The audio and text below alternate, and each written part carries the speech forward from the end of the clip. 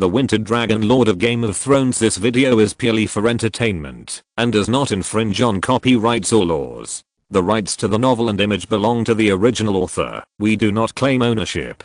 Don't like waiting and want to listen to this fanfic in full now? Subscribe to our Patreon, where you'll find the best fanfics. Chapter 51 Storm.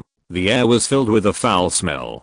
Hundreds of people gathered at the gate of the city, watching the statues of the 7 gods being burned. The raging fire set off layers of heat waves. An uneasy atmosphere filled the sky above the entire coast. The red-robed woman prayed by the fire, and Lady Selise followed and repeated the prayer. Stannis, the Duke of Dragonstone, looked at them expressionlessly as they prayed to the god of light. He had a short beard, a face as hard as iron, and a calm expression, with no emotion. Donal Noy, the master blacksmith of the Great Wall, once commented on him, saying that Stannis is pure iron, black, hard, and strong, but also easy to damage. Like iron, it will break before it bends. This master blacksmith was once a subordinate of the Baratheon family. He grew up watching the 3 brothers of the Baratheon family. The eldest brother, Robert, was real steel, while the 3rd brother, Renly, was bright copper, flashy and superficial. The Temple of Dragonstone was torn down by the Queen's party, and they will welcome a new god from a foreign land, the Lord of Light Ruler. As the flames enveloped the wooden statues and turned them into charcoal, smoke rose to the sky. The red-robed woman Melisandre shouted, Azor Ahai, favored by Ruler, warrior of light, son of the holy flame, come. Your sword is waiting for you. Draw your sword.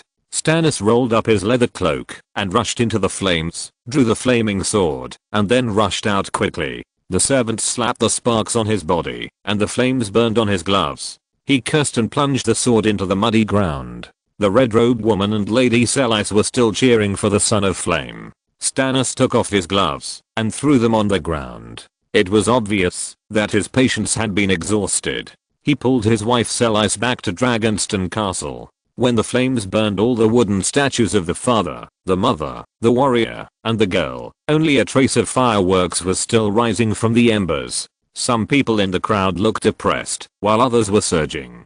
Some were crying, and some were laughing. Several merchants in Essos were whispering, and one said, that is not the holy flame sword at all. Some wondered why he dared to say that. The man said, the real Lightbringer was forged by Azor Ahai after 100 days and 100 nights in the temple. He even failed 3 times before that.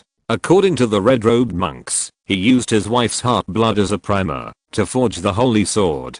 Didn't it insert into the heart? Someone corrected. Who knows? Every red-robed monk has a different story. Suddenly, a thunderclap exploded in the sky, and dark clouds appeared on the sea. Someone in the crowd was making a noise, saying that the 7 gods were angry. Seeing that a storm was coming, the crowd dispersed faster. Rumble, a roar came from the horizon, and at this time, the sea was surging. A vortex was brewing, and the dark clouds on the horizon were like a monstrous beast with a bloody mouth, swallowing the world, and white snakes were surging inside. The distant sky was like the anger of the gods, and the thunderclaps made people tremble. A bolt of lightning shot at the rock wall, blasting out countless rubble, and the waves were like the palms of giants beating wildly. In the thunder, a raft swayed in the sound of the waves, and a wave was lifted up, almost swallowed by the sea. Suddenly a thunderbolt broke through the air, like a thunder dragon above the 9 heavens, and hit the raft. In an instant, the wood that had been soaked in water for a long time actually caught fire, and another thunderbolt struck again. The waves in the port of Dragonstone were fierce, and the warship swayed and shook constantly. Some people couldn't help but worry whether their fleet would be overturned by the storm. Stannis also stayed up all night. In front of him was an endless coast. He could see the lightning and thunder, and the misty clouds. On the high tower of the Red Castle in King's Landing, Varys, who was large and wearing a velvet silk robe, was also looking at the storm. This storm affected not only Dragonstone, but also King's Landing. Thinking of the father and daughter who had just set out to sea, Varys couldn't help but sigh. Cole didn't know how long he had been climbing. The front seemed endless. The environment beside him was also changing.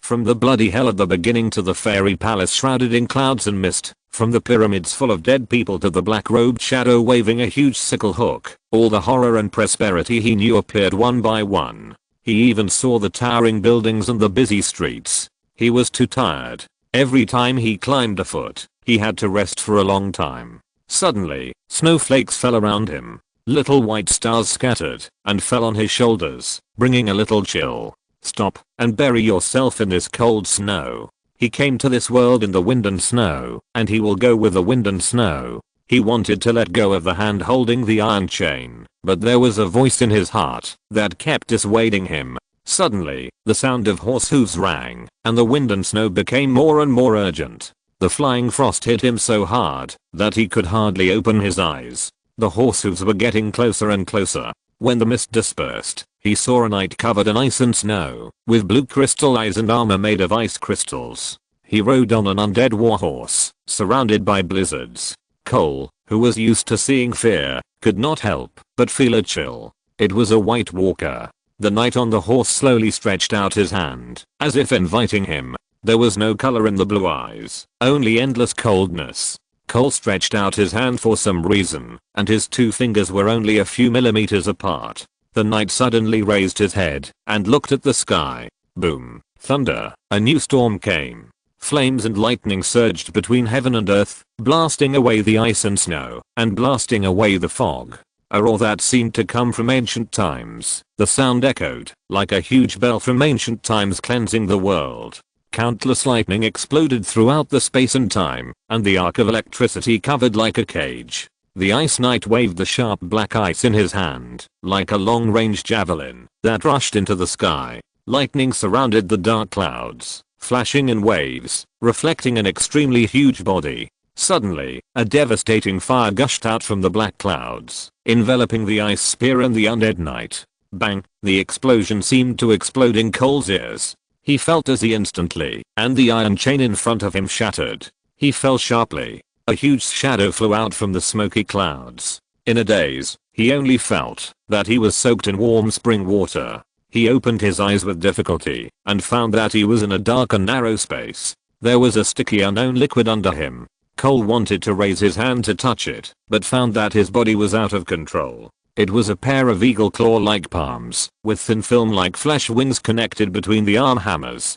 Cole saw himself hitting the wall with his head. Bang, bang, bang. The eggshell-like thing didn't seem to change at all. It kept hitting, and Cole himself felt anxious. Finally, after unremitting collisions, a ray of light penetrated into his eyes, and a thunderous lightning flashed, piercing the sky like a sword. Above the rolling waves, among the rafts, in the countless thunder and lightning, in the raging fire, or thunder roared like countless war drums, covering all the sounds of the world, and also covering up a gradually rising breath. After the lightning and thunder fell, the world seemed to stop its anger. A trace of moonlight shone through the foggy sky, and the vast stars sparkled in the night sky. In the Dothraki legend, they were galloping horses. And among the stars, a red meteor was like a blood mark engraved on the curtain of the sky. Chapter 50 to conclusion.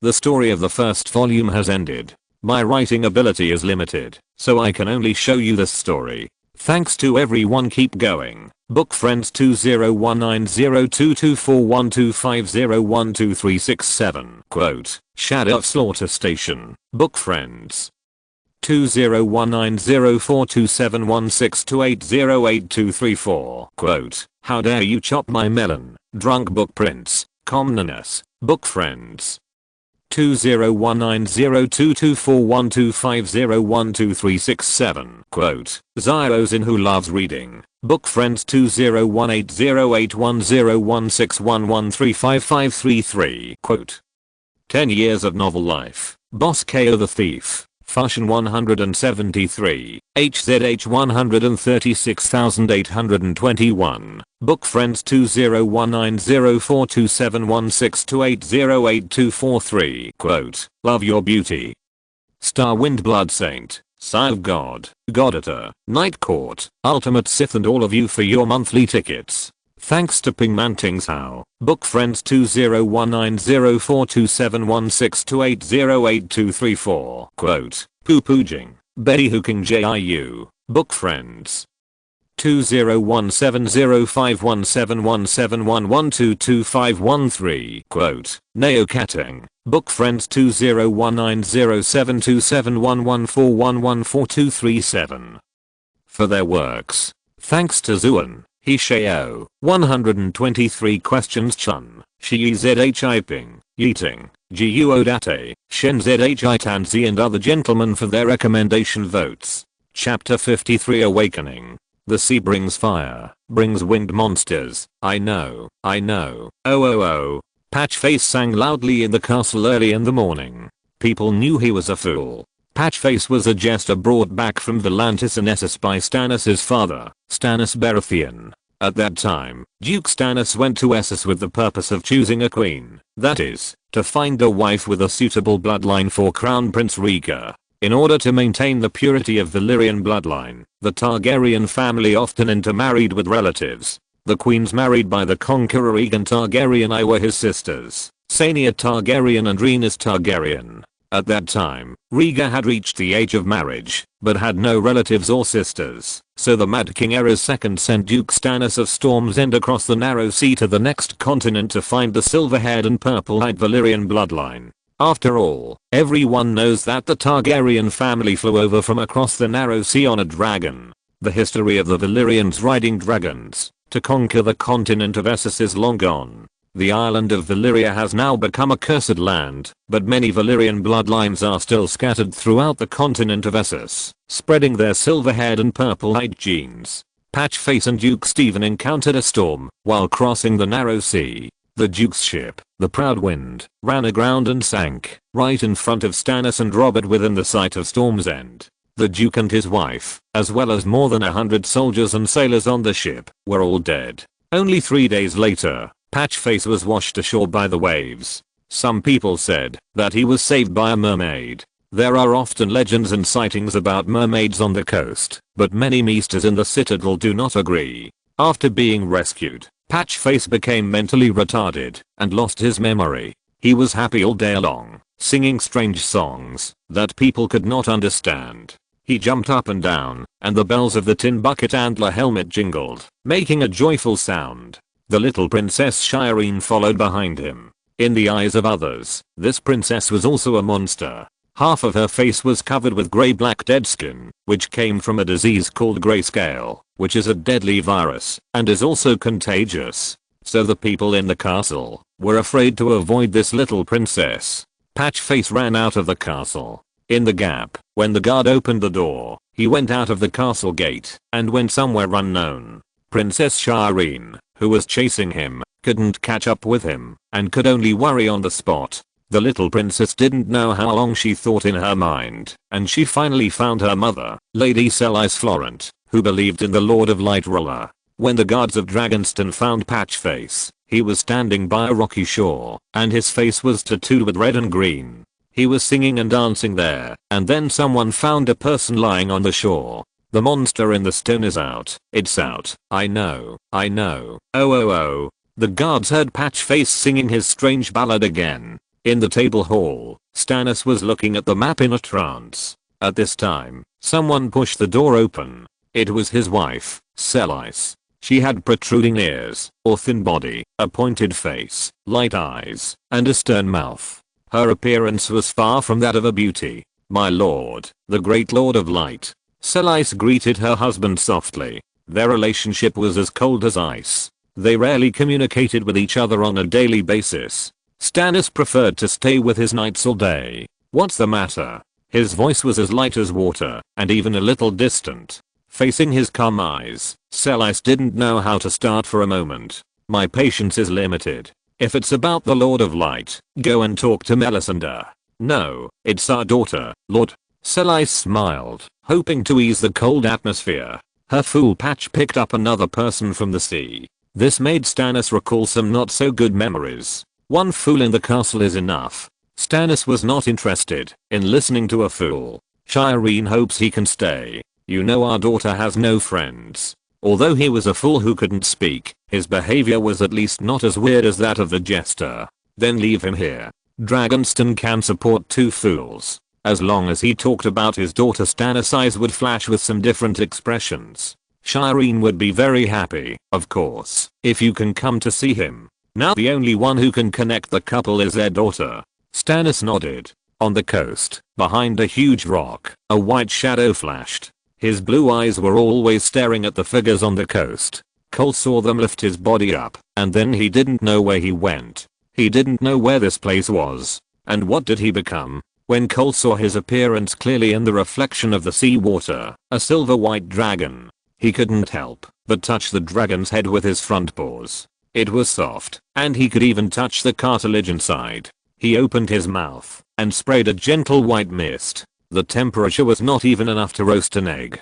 Suddenly he felt hungry and instinctively wanted to find his eggshell, but he didn't know where the eggshell was washed away when he was at sea. Hunger quickly made him feel weak. His head was dizzy and his body became top heavy. After taking 2 steps, he wanted to lie down. Suddenly, several seabirds flapped their wings and surrounded him.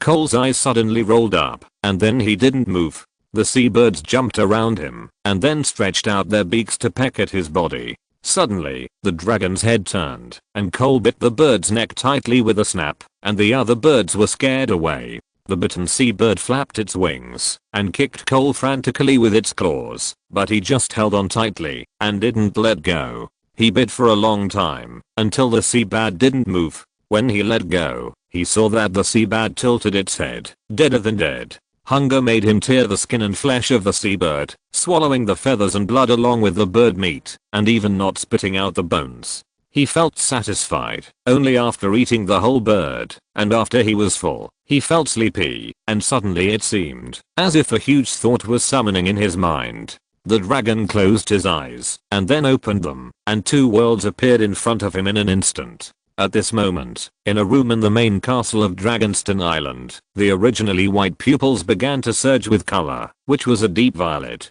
Cole looked at the unfamiliar room in front of him, and in his eyes, there was also a coast with rolling waves. So, all this is not a dream. Chapter 54 Dragon. The servants of Stone Drum Tower all knew that there was another fool around the princess. Stone Drum Tower was the main castle of Dragonstone Island. The castle was built by the Targaryen family using ancient Valyrian craftsmanship. It was shaped like a black dragon crawling on the ground. Whenever a storm came, the sound of thunder would continue to rumble and echo in the main castle, like hitting a stone drum. Princess Shireen sat in Aegon's garden with a heavy book. Stannis placed a swing for his daughter between 2 pine trees. Patchface was chasing butterflies and insects and the wild roses and thorns, singing from time to time. The tone of the chant seemed to be engraved in his soul. On one side of Shireen stood a young man in a white cloth shirt. He had a handsome and elegant face. His eyebrows were like peaks, but slightly curved, and he looked very gentle. His eyes were purple and blue, and there seemed to be starlight flowing in them. He wore a cloth hat, but some people knew that he actually had no hair on his head, just like Patchface. Cole couldn't tell them that his hair was burned off twice. He stood with his hands behind his back, looking like a guard. People said he was dumb and his brain was broken. So the rumor went that Stannis wanted to be king, so he picked up 2 fools. One was a jester with crazy behavior and funny face, and the other was a eunuch with slow behavior and good looking face. Eunuchs and jesters are the standard configuration of the palace. Aegon Targaryen rode a dragon from Dragonstone to the 7 kingdoms. The little princess was reading the history of the dragon family. Silent Night. Do you think there are still dragons in the world? Silent Night was the name the little princess gave Cole, even though people called him dumb. Her only friend was Patchface, but Patchface didn't like to listen to her reading.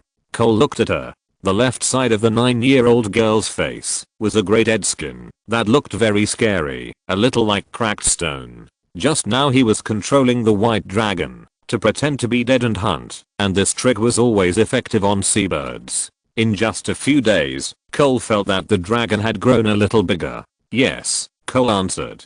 The little princess opened her mouth slightly. Ah. Silent Night, can you speak? Cole looked at her surprised look and couldn't help but smile. Of course, your highness. The maester and they all said you are. She didn't say the rest of the sentence. A fool and a mute. Cole didn't seem to mind at all. Shireen nodded. You are not dumb, nor a fool, right? Do you think I am, your highness? She shook her head again. I have read some books, so I shouldn't be a fool, Cole answered. When Shireen heard this, her eyes suddenly flashed with surprise, speechless. Sorry, I shouldn't call you that. I should ask your name first. It's really rude. If your majesty is willing, please continue to call me Speechless Knight. Of course you can also call me Cole. Well, Cole, nice to meet you. My name is Shireen Baratheon. Cole put his hands behind his waist and bowed slightly. It's an honor to meet you, Your Highness Shireen. You said you have read books, Cole. She couldn't help asking. Cole nodded. I have read almost all the books on the wall. The wall? Are you a Night's Watchman? I grew up there, but I didn't swear to join it and become a Black Knight. Black Knight, fly. I know. Oh. Patchface suddenly came up. Ah, Patchface, you bad guy. The jester suddenly jumped out and scared the little princess. Bad guy. Oh, bad guy. He jumped up, as if dancing, lifting his left foot and jumping with his right foot. Shireen chased him, and the two of them started playing in the garden. In an instant, the clear bell laughter filled Aegon's garden. This garden was named after Aegon, and it must have some fate with the conqueror of the Targaryen family. At this time, there was only one place in the entire Dragonstone that still retained a moment of joy. It seemed that a storm was about to come. There was a depressing atmosphere on Dragonstone.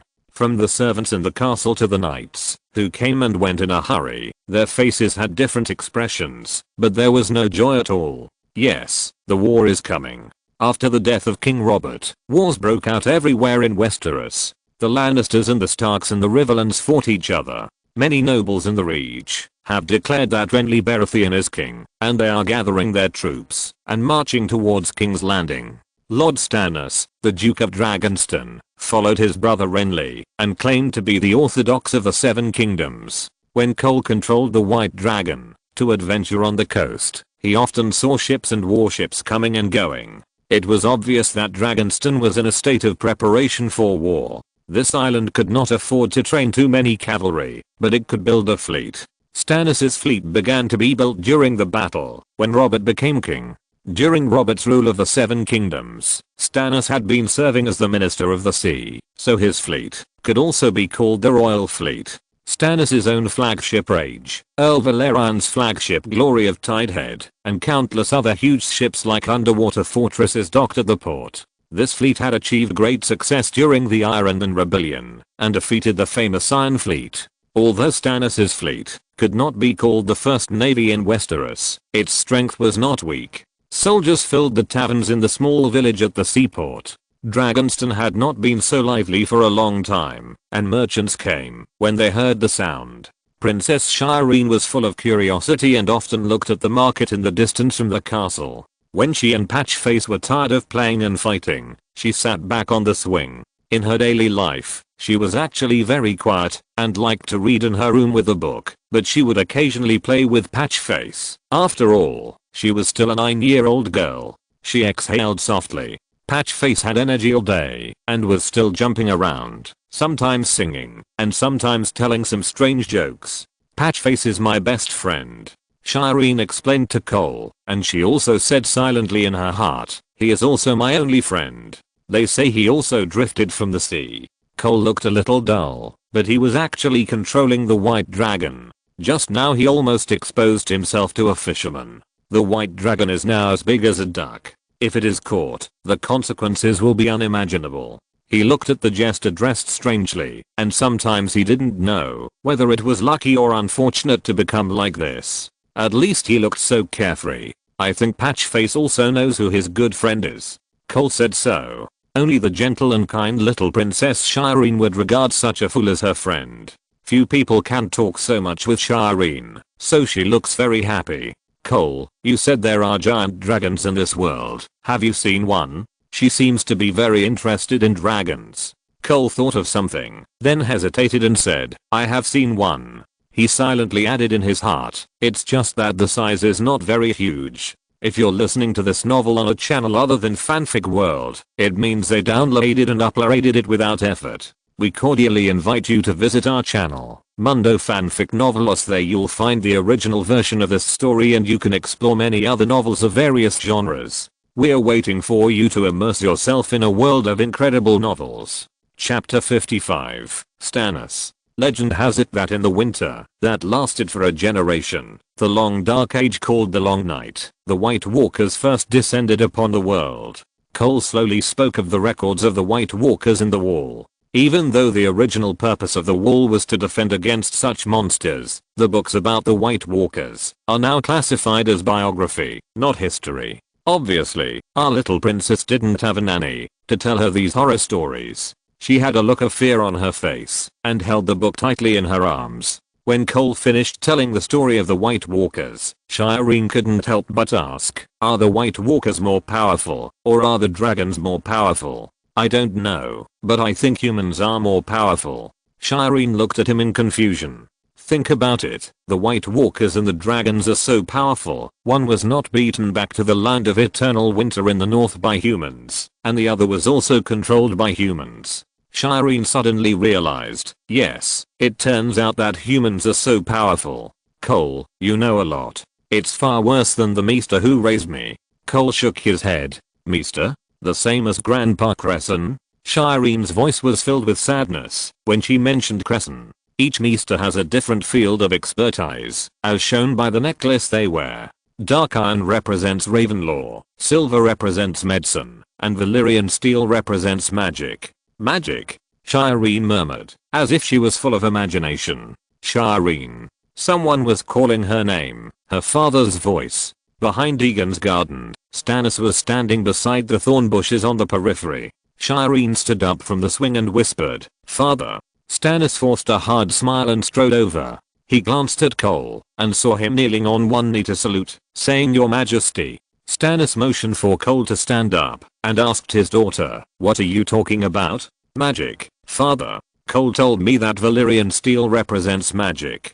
Do you think there is Valyrian steel in Grandpa Cresson's necklace?" When mentioning Maester Cresson, Stannis had a hint of something strange in his eyes. No, he doesn't know any magic at all. Shireen seemed a little disappointed. Stannis hesitated to speak. As a dignified king, he didn't know what to say to his daughter. "Father, do you know Cole?" Shireen asked him. Stannis looked at Cole again, standing upright and with a good appearance. He was thinking about where to put this person. Although Shireen was only 9 years old, it would inevitably affect her reputation to have such a person around her. Cole has read all the books on the Wall. He knows a lot. Shireen praised. "Are you a night watchman?" "No, your majesty." "Well, it seems that you are not the dumb and fool they say you are. You must explain why you appeared on the sea, which will determine whether you stay or go. If you are a smuggler, then prison will be your home." Stannis' eyes were cold and stern.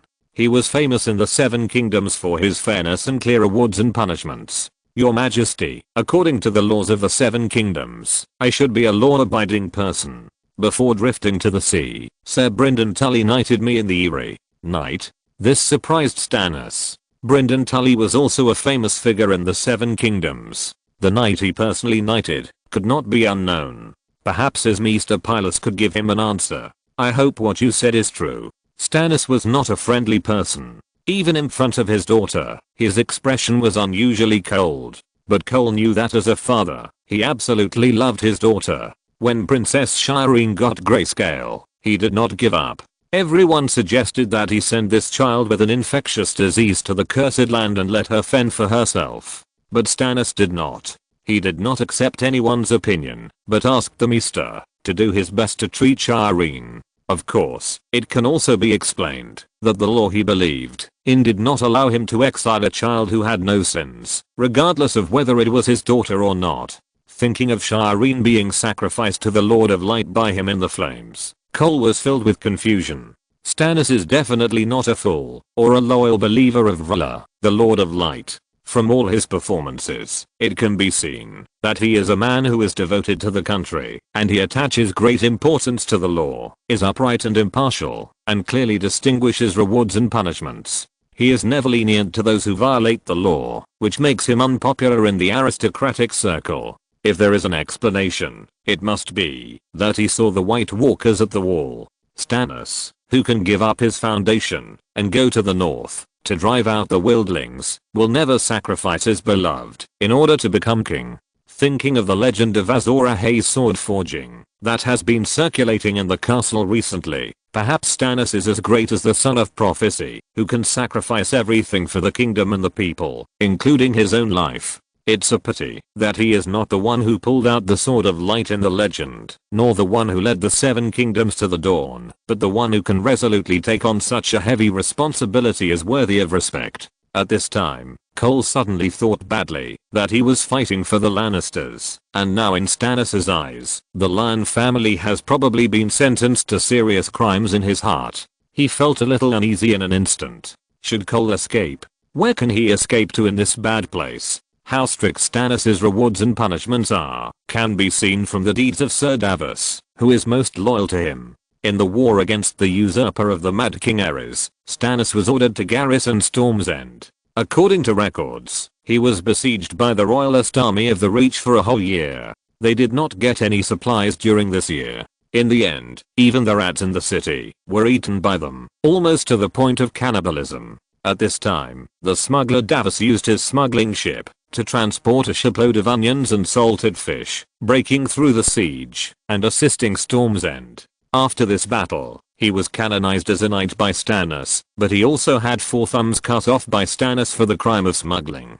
For Stannis, there is no possibility of offsetting merits and demerits. Thinking of what he did in Riverrun, it is not impossible that no news has spread.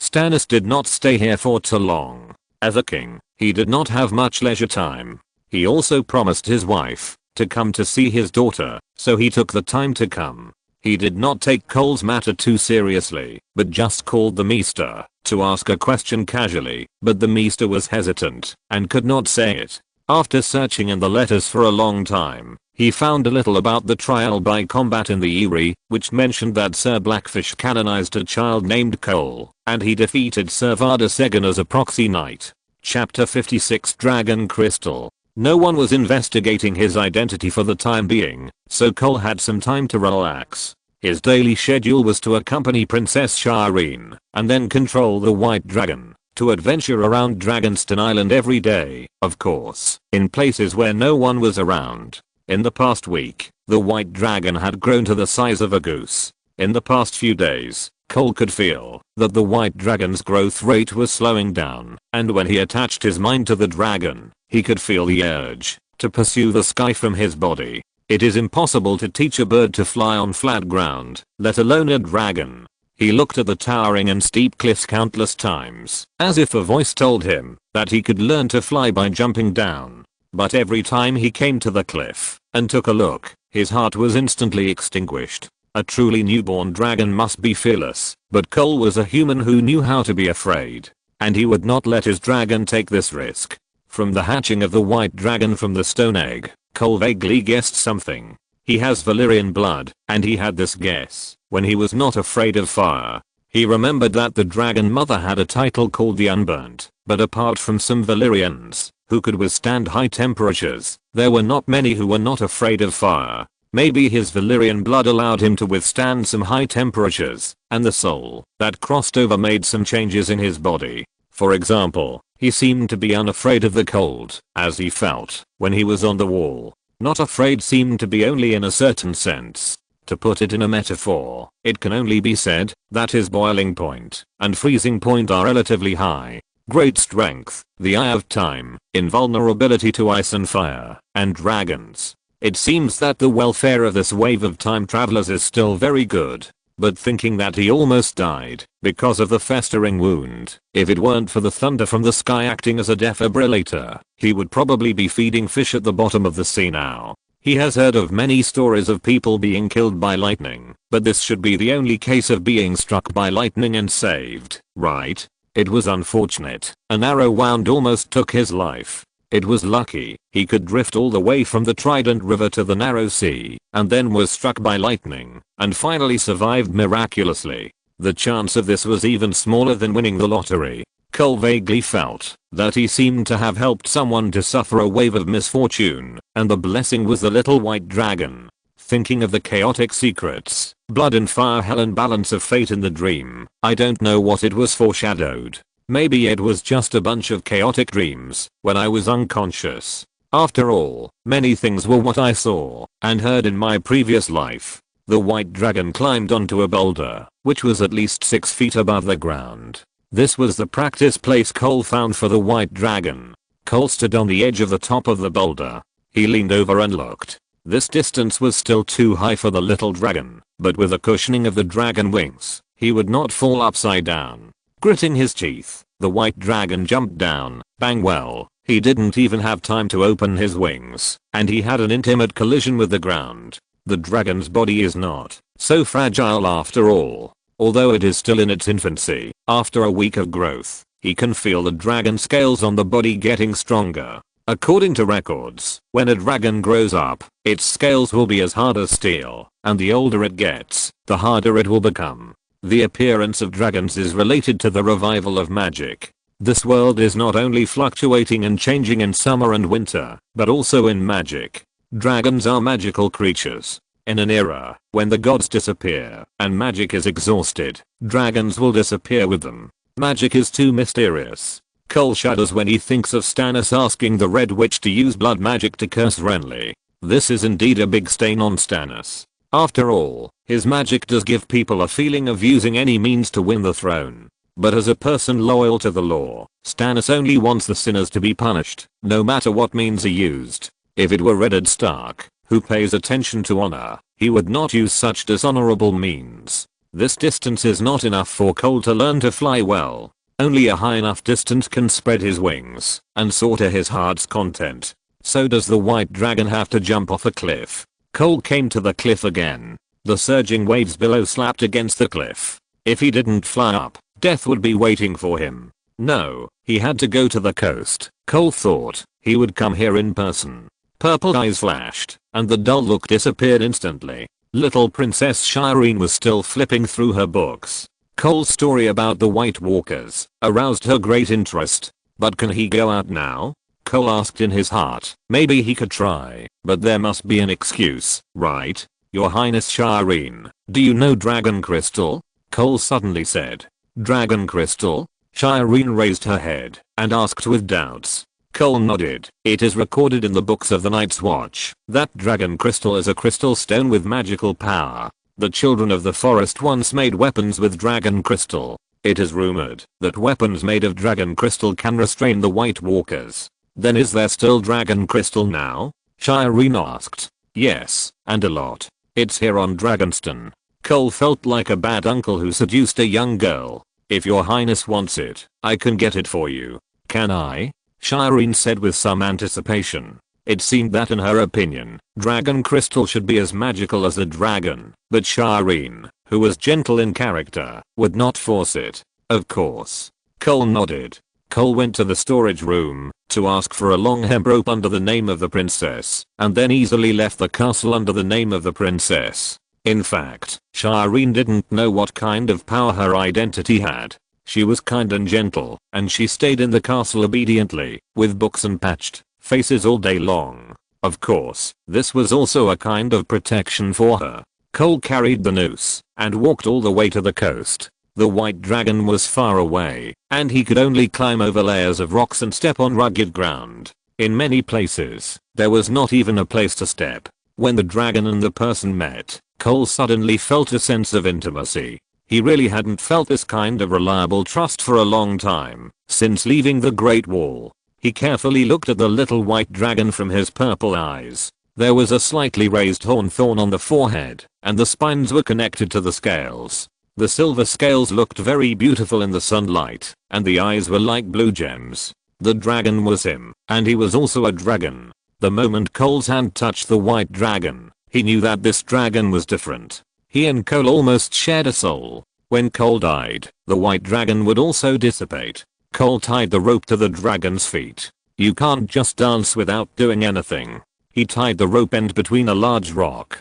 Cole didn't know how other dragons learned to fly, but Cole knew that he had to conquer this cliff. This was the starting point for the dragon to conquer the sky. Chapter 57 Soaring. Balong stood on the cliff in melancholy. He looked down several times and felt infinite fear. Fly. There is a rope hanging. Nothing will happen. Baelong comforted himself in his heart. Baelong looked back at himself, hoping to find some encouragement, but his original body's purple eyes were full of fear. He died twice, and he was still a coward. Baelong jumped violently, and the wind whistled in his ears in an instant. His feet could not touch the ground, and panic quickly confused his heart. His mind was blank at this moment, and he screamed with his mouth open. Cole looked at Baelong's flailing hands and feet. Although he could empathize with this fear, he still stepped on the ground, so his body was not in chaos. After his mind returned to his original body, controlling Baelong was more like controlling a game character. After the rope reached the end, Baelong was held on the cliff, shaking like a piece of hanging meat. Cole could only pull him up from the cliff. It seemed that this test flight was a failure. He checked the ropes one by one, and found that there was no place that was not worn out. He controlled the white dragon to continue to move towards the rock wall. This time, he began to wave his dragon wings on the cliff, and then rushed down the cliff. He was still falling rapidly. He just felt like a fish washed ashore at this moment. The sky was like the land to fish to humans. He always regarded himself as a human learning to fly, thinking that flapping wings could fly, just like swimming, and finding a certain balance between the limbs could float. But he was wrong. Flying is the nature of dragons. He was not learning a skill, but adapting to his body. It was not until the third time that the white dragon learned to fly that he understood this truth. At this moment, he was not Cole, not a human, but a giant dragon. When the waves in front of him flew towards him like a roaring tiger, he jumped down from the high hill, like a sharp arrow shuttle, and with a swish, the dragon wings shook out and fluttered in the air. The sky instantly became friendly, just like learning to walk for the first time. The white dragon soared up into the sky, but it seemed that it had forgotten that the rope was tied to its feet. It was pulled hard on its feet, and it instantly lost its balance and fell down. However, this time, it was no longer panicked. It folded its dragon wings and fluttered slightly. It slowly landed and stood on Cole's shoulder. Cole's mind returned, and he looked up at the sky. From now on, the sky will be his home. Cole took back the rope, and then controlled the white dragon to fly into the sky. He had to look for dragon crystals. Dragonstone Island contained a huge dragon crystal mine. He hoped to find one. Dragon crystals were obsidian, which looked crystal clear like a black crystal. So when flying between the cliffs, the white dragon could quickly see the dragon crystals reflecting in the sunlight. He flew over and found that it was an exposed obsidian vein. The white dragon grabbed a small dragon crystal, and at this moment, a dangerous breath suddenly came over him. He flapped his wings and jumped up, and a snake head flew into the air. My goodness. A huge black snake was crawling on the cliff with green eyes. If you didn't look carefully, you couldn't find it at all. The white dragon found that there were many sea bat nests on the rock wall. It seemed that it was ambushing the birds, but it was wrong to treat a dragon as a bird. My snake brother. The white dragon grabbed its snake head and smashed it against the rock wall, instantly making it dizzy. After a few bangs, the black snake was silent. The white dragon was not greedy for snake meat, so who knew if it was poisonous. He picked up a dragon crystal and returned to Cole's side. He felt a kind of warmth when holding this stone in his hand, and he could feel that he liked this stone very much when controlling the white dragon. Does the dragon crystal have any special effect on the growth of dragons? Cole tried to put the dragon crystal on the back of the white dragon, but he didn't feel anything except a strong warmth. He suddenly had a brilliant idea to let the white dragon bite the dragon crystal. After the dragon crystal was placed in the mouth, it was easily crushed by the dragon's teeth. In an instant, a stream of heat flowed into the body, and the accumulated food in the body was instantly digested. So that's how it is.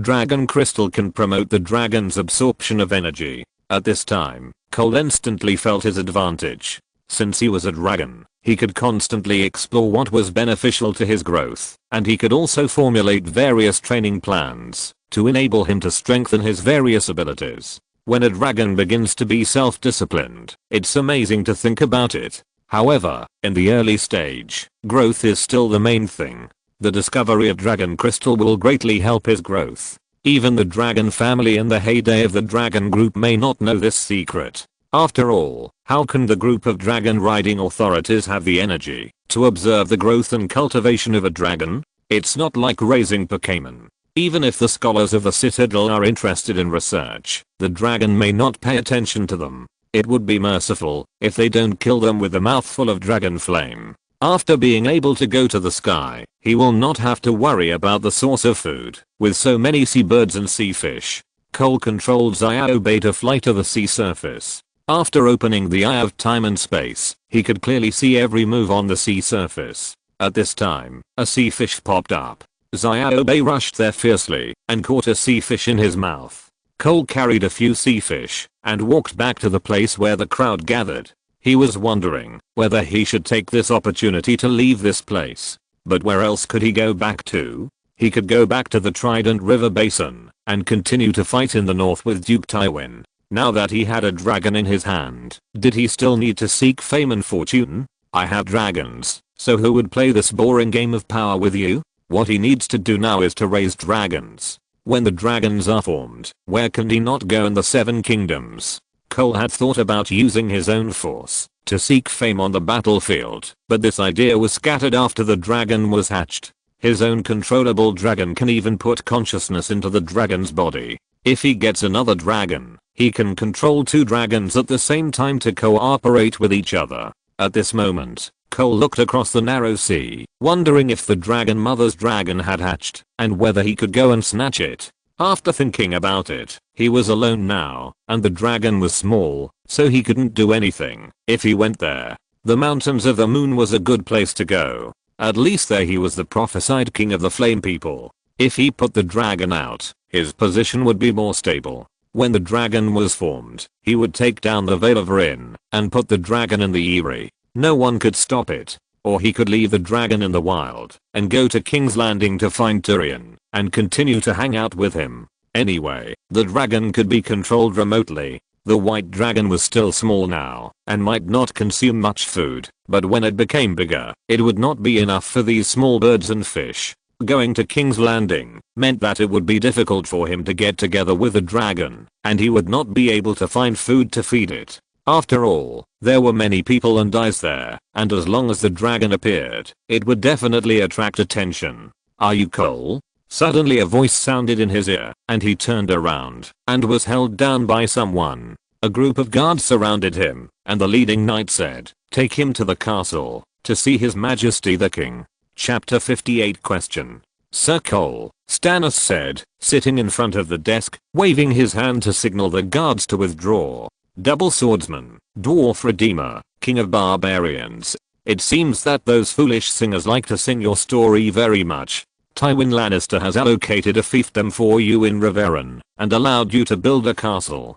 Stannis continued, "So now there are no less than 100 Coles in the Seven Kingdoms, but according to my maester, Sir Cole should be dead." His tone was full of judgment. Cole had a big question mark on his head and felt confused by his words. "You have committed the crime of fraud, and you deceived the king." Stannis sentenced directly. "Your Majesty, are you doubting my identity?"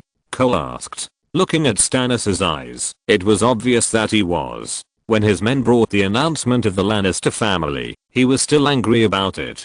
He didn't expect that the group of rioters would dare to grant the land of the Riverlands to others. "You want to tell me, was it the mermaid who saved you? Or did the gods resurrect you?"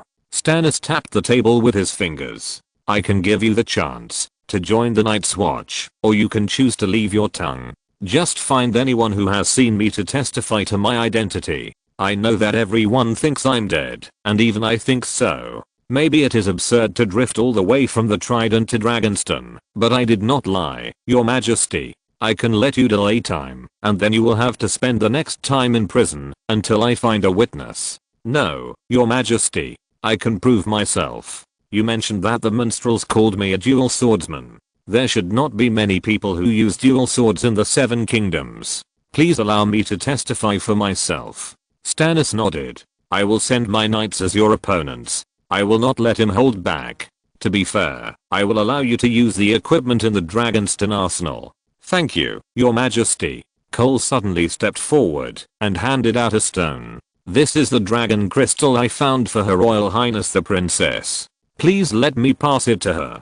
Stannis was stunned for a moment, then took it, and asked the soldiers to take him away. At this time, a red-robed figure slowly walked out from the back of the study. Stannis didn't even turn his head, and asked behind him, "Is he the person you saw in the flame?" Melisandre replied in a slow tone, "Yes, great king. This person was guided by Rhaegar, the true son of prophecy, and he must be your greatest help." She not only saw the prophecy in the flame, but also felt the breath of blood magic on Cole, that had not yet dissipated. Stannis stared at the dragon crystal in his hand in a trance. He no longer believed in the gods after his parents died in a shipwreck.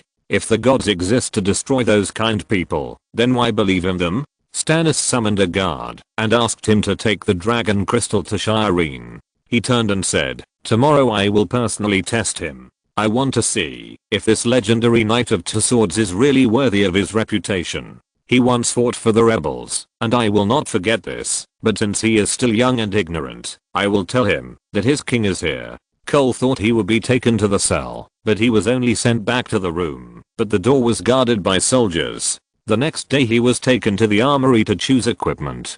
Cole saw that Dragonstone was well prepared for war, with spears, swords, and sticks. It seemed that Stannis had made sufficient preparations for the war, at least for the soldiers he led. The armor was not a problem.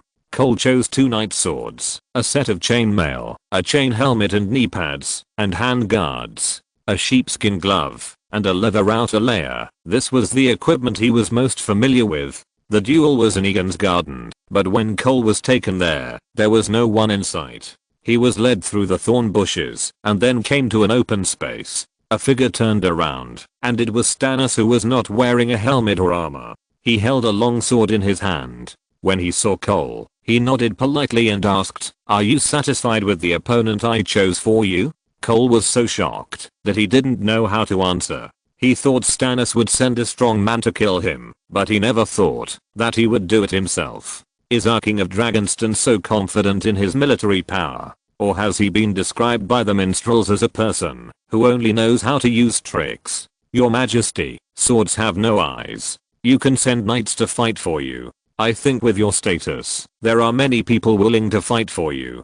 Take up your sword, sir. Cole drew out his 2 swords.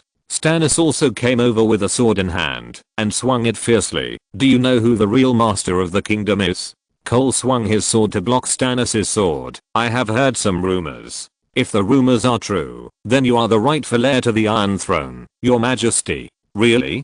Stannis' sword became slower. "Then why is it that everyone in the world knows this truth, but is unwilling to admit it? Even my brother Renly dares to call himself king?" Cole continued to block, but he could feel that Stannis was not using much force. "Just ask a beggar on the street in the 7 kingdoms and you will know the answer, your Majesty. Few people in the world would refuse to be king, but not everyone can be a good king." Stannis suddenly laughed. "Then who do you think is a good king in the 7 kingdoms? The one who takes the throne as his own responsibility, takes people's livelihood as his top priority, and enforces the law strictly as the king," said Cole. Stannis was quite pleased with this flattery, and slowly put away his sword. "Remember what you said, Sir Cole. You must understand where your king is, and who you should be loyal to." Cole knelt on one knee. "Yes, your Majesty, I will remember." "Okay, leave your sword and armor behind. Go change your clothes, and then come to the study to find me." Cole knocked on the study door, and Stannis was reading a letter. He said, "Come sit down at the table." "Yes, your Majesty." In the story of the minstrel, Sir Cole has the same wisdom as the clever Lanny, and he took Reverin without a single soldier. Stannis handed him the letter.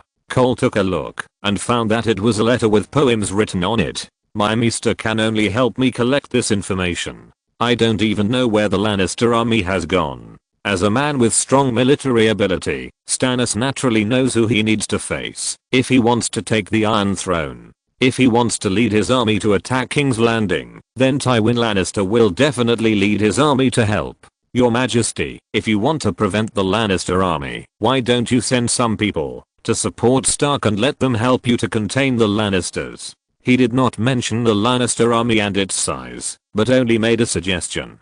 Stannis stared at him, and then said, "From now on, you will be responsible for protecting Shireen." "Yes, your Majesty." Chapter 59 The Princess's Guardian Knight. The sawdust was slashed off. At this time, two figures, one big and one small, were squatting in the corridor of the castle. A rough wooden knight in Cole's hand was slowly taking shape. When the dagger sharpened the sword raised by the wooden knight, it was finally done. "Okay, my knight is done," Cole said to Shireen. There was also a paper map in front of them. This was Cole's drawing of Westeros according to his memory. Some simple castles were drawn on the map, connecting all the castles into a line, and the starting point was King's Landing. Cole had already told Shireen how to play this alien version of Monopoly called Adventures in Westeros. The daily life of this child was too boring. Even Cole, who thought he could bear the loneliness, felt bored following her every day. Anyway, he was free now, so Cole thought about doing something to pass the time, and completing the order given to him by the King of Dragonstone. Cole had been prepared for not being accepted. He was not killed, and was allowed to be a guard for Shireen. This was considered righteous enough. You know, Stannis is famous for his stubbornness in the Seven Kingdoms. However, after Robb became king, he was directly regarded as an enemy by Stannis. Of course, Cole had not received the news that Robb Stark became king in the Trident Basin at this time. It is not known whether it was because of the lack of information on Dragonstone or the failure of the Northern Frontier's surprise attack that changed the trajectory of fate. When Cole thought of fate, he felt a chill on his back. For the stubborn Stannis, he would not hold back, even if it was his own brother. Cole felt sad when he thought that Renly would be killed by a spell. In fact, Renly was like a proper heir to the throne. He did not have too many character flaws, and was kind to others. If someone like Stannis could take the throne, the Seven Kingdoms would inevitably usher in a bloody storm, and he would bring all the new and old accounts to the table. Of course, only the nobles would suffer, and the civilians implicated would be a minority after all. But this world is ruled by the nobility after all, and it has remained unchanged for thousands of years. The Iron Throne changes with the flow of water, and the noble family remains unchanged. I'm going to start. Seeing that Cole was lost in thought, Princess Shireen shook the little dragon in her hand, which was also carved by Cole. He originally wanted to carve a little lady for her, but she said she wanted a giant dragon, so Cole carved a dragon for her, which actually looked more like a bird. It's not Cole's fault, after all. He had never learned carpentry, but Shireen seemed very satisfied. She threw the wooden dice and got 3 points. Then she looked at Cole, as if asking her what to do, although Cole had already told her the rules. Cole moved her little dragon to 3 points, from King's Landing to Duskendale, and then from Blackwater Bay to Dragonstone. He placed 3 small paper bowls beside Dragonstone. Cole picked up one and opened it, slowly reading. Shireen, riding a dragon, encountered a storm on Dragonstone. She must stay for 2 rounds. After playing a game, Shireen completely understood the rules. The Wooden Knight and the Dragon Princess chased each other in Westeros, neither of them giving in. Cole's life is now quite self-disciplined. In the early morning, from the time when Princess Shireen got up to the time when she had breakfast, he trained in the martial arts field. While training swordsmanship and bows, he also became familiar with many kinds of weapons, such as iron axes, maces, etc. After the morning exercise, he went to the beach to take a bath. Because his hair was only a short tuft, it was particularly easy for him to take a bath. When he saw his growing white hair in the reflection of the sea water, Cole understood. His explanation for himself is that he is a descendant of dragon seed, which is the name for the descendants of illegitimate children of the Targaryen family. There are many Targaryen bloodlines in the area of Dragonstone. Even during the internal struggle of the dragon family during the Dance with the Dragons, the Black Party even promised titles and lands, and rewarded dragon seed for riding dragons. As for whether he is the illegitimate son of Maester Aemon, or even the illegitimate son of a illegitimate son, he has never thought about it. Even if he is the illegitimate son of Mad King Aerys, it is more likely than this. Of course, this is unlikely. After all, he was picked up by Maester Aemon around the wall, and Aerys probably never went to the wall in his life. Maybe the Maester took him in, because he saw his silver hair color. After all, they are of the same blood. Even if you put aside the blood, the Maester is a kind and gentle person, and he will not see a baby thrown away and frozen to death on the road of the kingdom. thinking of how Mr. Eamon often washed his hair with hot water when he was a child. He thought he was born with black hair. It seems that Mr. Eamon used potions to dye his hair. He did have a carefree life in the Night's Watch. If he had not been weak and sickly since childhood, he would have joined the Night's Watch and might have become a ranger now. Cole clenched his arms, and his veins throbbed instantly. In just over a year, his physique was no longer the same as before. There was no need to speculate too much about the Maester's intentions. The old man was really good to him. Anyway, Robert was dead, and Stannis would not mind the silver hair. After all, Dragonstone still had the orthodox bloodline of Valyria, the Valerian family of Tidehead.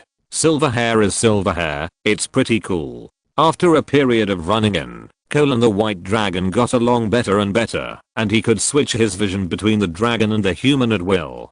Just like the left hand and the right hand, he gradually found a balance between the dragon and the human. At this moment, a soul seemed to be divided into two parts. The dragon and the human were moving separately, but they were connected to each other. The White Dragon occupied a seabird's nest and settled down between the cliffs. In the past few days, his body has not grown much, but the temperature of his breath has changed from white mist to flames. This growth rate should be considered fast. When he thought of the 3 dragons of the Dragon Mother, which became huge monsters in just 3 or 4 years, the White Dragon was a little dissatisfied with his growth rate. I wonder where the Dragon Mother should have learned the magic of raising dragons. After all, Essos was once ruled by Valyria for a long time, and there should be a lot of magic about dragons left behind. Moreover, Essos borders the Shadowland of Char. It is rumored that Stannis' Red Witch Melisandre came from Char, a place where magic is prevalent, and where people who control strange powers gather. Anyway, Char is full of endless mysteries and legends. During the day, the White Dragon would fly into the Sea of Clouds and flee to the distant sea where there were few ships. He would use a basket to carry some rotten meat and fish to make a nest, wait for the fish to float to the surface, and then quickly attack to catch the fish. After eating and drinking, he would bring some reserve food to put in the basket. The dragon's front claws were connected to the dragon's wings, so it was a bit far-fetched to call them claws, so he usually held the basket with his feet. This basket was bought by Cole from a fisherman and then given to the White Dragon. Every time Cole went out, he would bring back several large sea fish and give them to the kitchen of Dragonstone, which made him familiar with the cooks of Dragonstone. After all, Cole did a lot of work in the kitchen and was very familiar with this place of oil smoke. After getting to know the cooks, he could get to know the butchers and butchers on Dragonstone from them. Cole also received a salary as the Guardian Knight of Shireen, although it was not much compared to others who used it to repair armor, maintain war horses, or go to brothels for fun. Almost all of his money was used to buy some chicken, duck, beef, and mutton. Cole found that beef and mutton seemed to be more nutritious for dragons. Although he knew that beef, mutton and fish were all proteins, science obviously did not work on magical creatures. With the help of dragon crystals to aid digestion, the White Dragon's daily appetite became larger, and the White Dragon would also exercise its feet and wings, and its physical energy consumption was also increasing. Although the dragon's fighting power mainly comes from dragon flames, its huge body actually has a good destructive power, especially when the dragon grows to a certain age. Its body is as invulnerable as armor. No one has ever made armor for a dragon, because no one dares to approach except the dragon-taming Targaryen, but Cole's White Dragon can. When he has a certain amount of savings, Cole must get a set of armor for the White Dragon. Of course, the dragon is constantly growing, and the armor will be eliminated at any time. This is the difficulty of armoring the dragon. Dragons are not without weaknesses. Meraxes, who conquered 3 dragons, was shot in the head by a crossbow arrow from Dawn. Cole is not panic about this weakness, because the White Dragon has 2 pairs of eyes. Cole played chess with Princess Shireen until noon. She yawned sleepily, so Cole reminded her, "You should take a nap, Your Highness Shireen." She was still reluctant to leave. After all, she had never played with such interesting things since she was a child. This was even more interesting than the puppeteer's puppets. It is understandable that children are playful, but Shireen showed much more understanding than her peers at this time. She hummed softly, then carefully put away her dragon, and then asked, Can I take the dragon with me? Of course, you have to take good care of it. Shireen smiled brightly. Ignoring her grayscale skin, she actually looks very cute. Introducing the image in the series. Over the years, she has always appeared melancholy, but a 9-year-old child is still innocent and naive, so how could she be stingy with her smile? It's just that she is too lonely. Her life seems to be trapped in this castle, and a small wooden sculpture can make her happy for a long time. Whether in the past life or this life, Cole actually sympathizes with her. If it weren't for this damn grayscale, she should have lived in bright sunshine. In fact, Cole didn't need to follow her all the time in the castle. Cole had a lot of his own time and space. He didn't have to be ready for battle like other knights in the castle. Stannis didn't seem to intend to throw him to the battlefield. He was probably afraid that he would surrender to the enemy when fighting Lannister. It is estimated that he will be left on Dragonstone when Stannis leads the army to attack, but this is also good. He doesn't want to go to the battlefield to fight for his life now. He patted the two swords at his waist, and you can just use them as decorations for the time being. It's a pity that his winter night was lost. P.S. There are no drafts saved. 2 updates a day is too reluctant. I thought I could stay at home and write during the epidemic, but the homework and online classes were not reduced at all. I can only try my best in the future, but I will guarantee at least 3,000 words a day to ensure that the brothers who invested can get a little harvest. Chapter 60 Meeting. The map table in the map table hall is more than 50 feet long, with the widest part being about half the length and the narrowest part being less than 4 feet. The whole of Westeros can be seen at a glance on the map table. This was made by craftsmen after Aegon the Conqueror rode a dragon to travel around the 7 kingdoms 300 years ago. The mountains, rivers, and valleys are lifelike. The circular hall is crowded with knights and princes. Today, King Stannis summoned important officials to discuss the next strategic direction. The 3 earls with the highest status sat in the second place of the king. Old Earl Adrian Celtiger of Crab Island responded to the call with his magnificently decorated red crab. He was a spoilsport old guy. Whenever people reached a consensus, he would suddenly sing a different tune. The one who advocated sending troops to King's Landing as soon as possible was Lord Montfort Valerian. He was not the standard Valyrian, but had long golden hair and was extremely handsome. He said that the defense of King's Landing was weak, and it was a good opportunity to send troops to fight for it. Moreover, with the fleet of Dragonstone, it could sail to the Tower of King's Landing without any hindrance. The last earl was a fat boy of 14 years old, Ser Duran Barryman, Earl of Point. He inherited the title of his family at a young age, and seemed to be a believer of the 7 gods. When Stannis ordered the burning of the statues of the 7 gods, someone saw him crying silently. The voice of advocating sending troops to King's Landing was the highest, led by Lord Valerian, while the old Lord Celtiger, who sang the opposite tune, advocated that the army be stationed on Dragonstone and wait for Endless army to fight the defenders of King's Landing until both sides were defeated before taking action. Stannis watched the 2 parties arguing expressionlessly. He was actually quite helpless. After all, there was no one around him who could be of great use, and Davos was sent out by him. He could not get any good advice from his men. Valerian was very radical, Celtiger was very conservative, and the 14-year-old Barryman was just a child who had not grown up yet. So he had to make the decision himself. With our army, as long as we surround King's Landing for a few days, the dwarf and the young boy Joffrey will definitely roll out of the city and surrender. Lord Valerian said fiercely. Their food will not last long. Stannis sent him to lead the fleet to blockade the sea and not let any merchant ship enter King's Landing. Tywin Lannister's army is stationed in Harrenhal. As long as they go south along the King's Road, they will reach King's Landing in a few days. If King's Landing cannot be captured by then, how will we deal with it? Asked the old Lord Celtiger. Tywin, he can't even handle a Stark kid. Lord Valerian said disdainfully. That's right.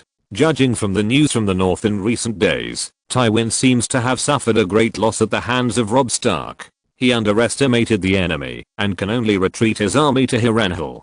The 2 Lannister armies will take care of each other between Riverrun and Harrenhal. His 3 light act in the Riverlands caused resentment. The people of the Riverlands, led by the nobles of the Riverlands, assembled an army and almost took back Riverrun through internal and external cooperation. If it weren't for Kevin Lannister's quick response, quelling the rebellion in the city, blocking the city walls, and then sending out ravens for help, it is estimated that Riverrun would have changed hands again. And the cavalry sent by Tywin to support their actions were somehow known to the north, and they were ambushed by the northern knights on the way, suffering heavy losses. At this time, Tywin realized that the siege was just a trick. He said that the northern army that was confronting him looked like they were ready for a decisive battle at any time. It turned out that they had divided their forces again. When he reacted and prepared to attack the northern army camp, he found that the people had already retreated to the Neck and Luan city. Robb took advantage of Tywin's information gap. In the home battle, Robb had much more information than Tywin. After all, only the locals were the scouts who were most familiar with the terrain and the most informed.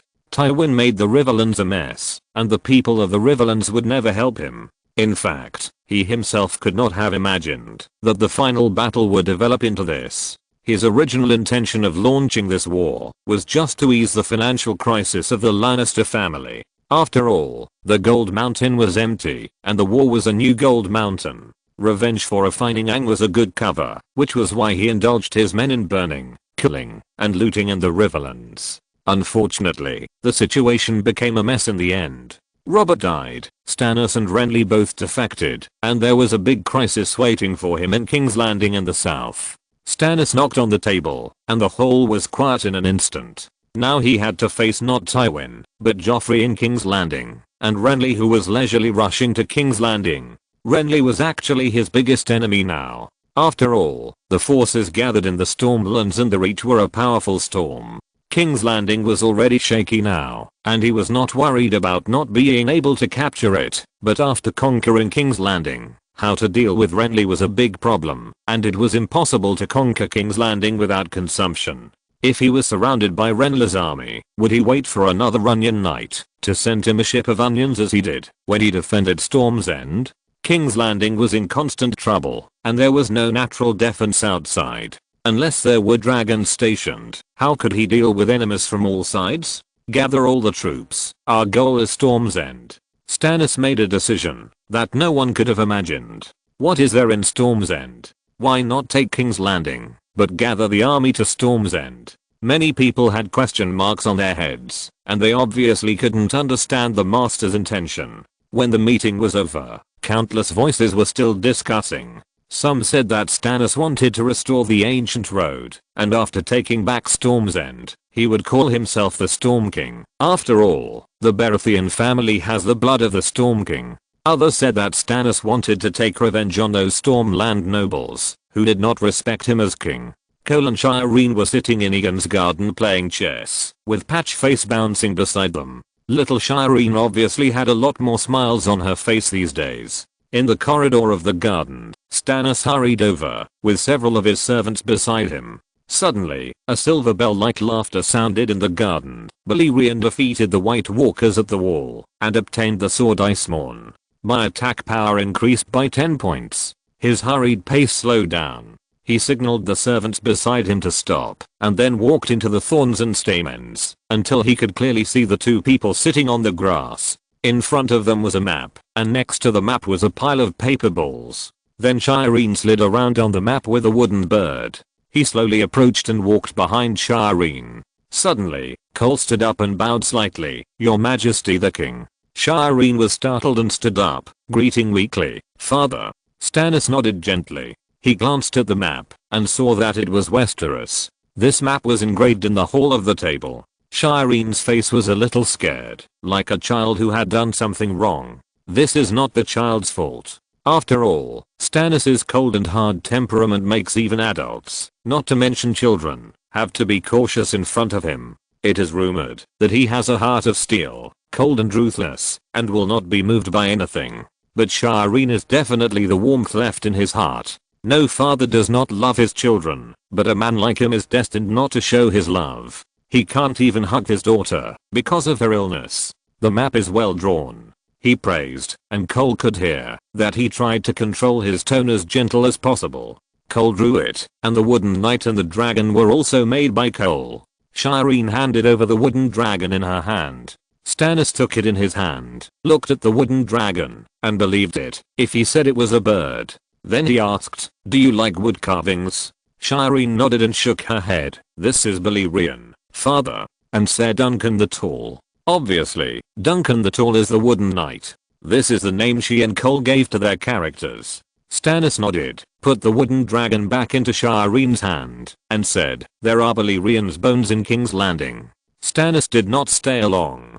He left the castle, and went to the dock to inspect his warships. He did not return to the castle with his knights until nightfall. At the window of the table room, he looked out at the distant sea, and his memory could not help but return to the two battles. One was the very depressing defense of Storm's End, and the other was the very exciting battle to defeat the Iron Fleet. "What are you thinking about, Your Majesty?" Behind Stannis, a red figure walked out. Melisandre walked out from the side of the door. Her steps were slow and her voice was soft. "What prophecy did the Lord of Light give you again?" Stannis asked, then turned his head. "No, it is the real Lord who wants to give some revelations to the real king."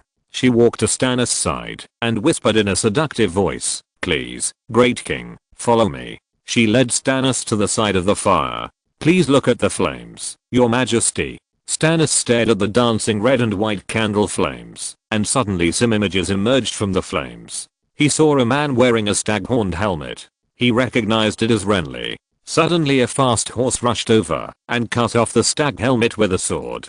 He noticed that the man was holding two swords. Suddenly the sparks jumped, and he stepped back in shock. He turned to Melisandre.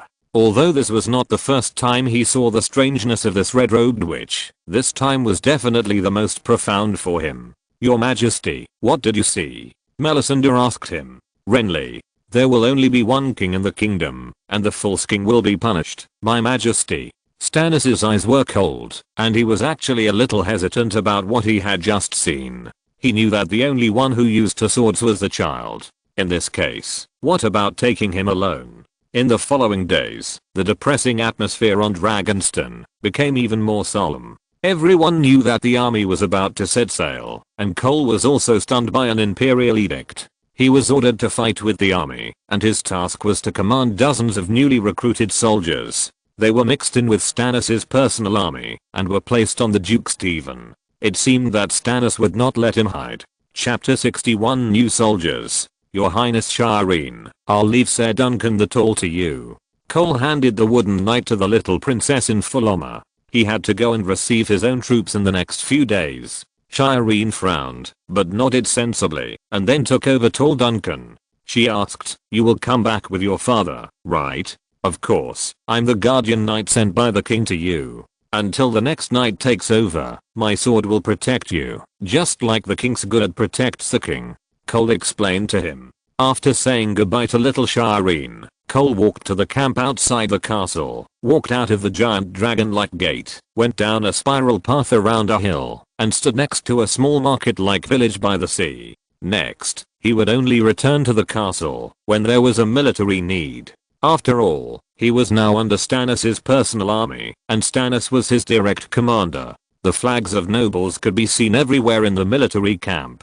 At this time, Cole was also thinking about whether he should also get a family emblem, but what kind of family emblem should he make? "I dare not use a dragon, how about a white bird?" Walking into the tent room of the military camp, he temporarily put aside the matter of the family emblem. When a patrolling cavalry came up to question him, he made his identity clear. The sworn knight from Valerian just looked at him with disdain and pointed him in a direction. When Cole saw his so-called subordinates, he was disappointed. There were more people than the messenger told him, but they were all a group of fishermen and farmers with pale faces and thin clothes. They held harpoons and wooden spears in their hands. There were about 200 people. These were all new recruits temporarily summoned from the vicinity of Dragonstone.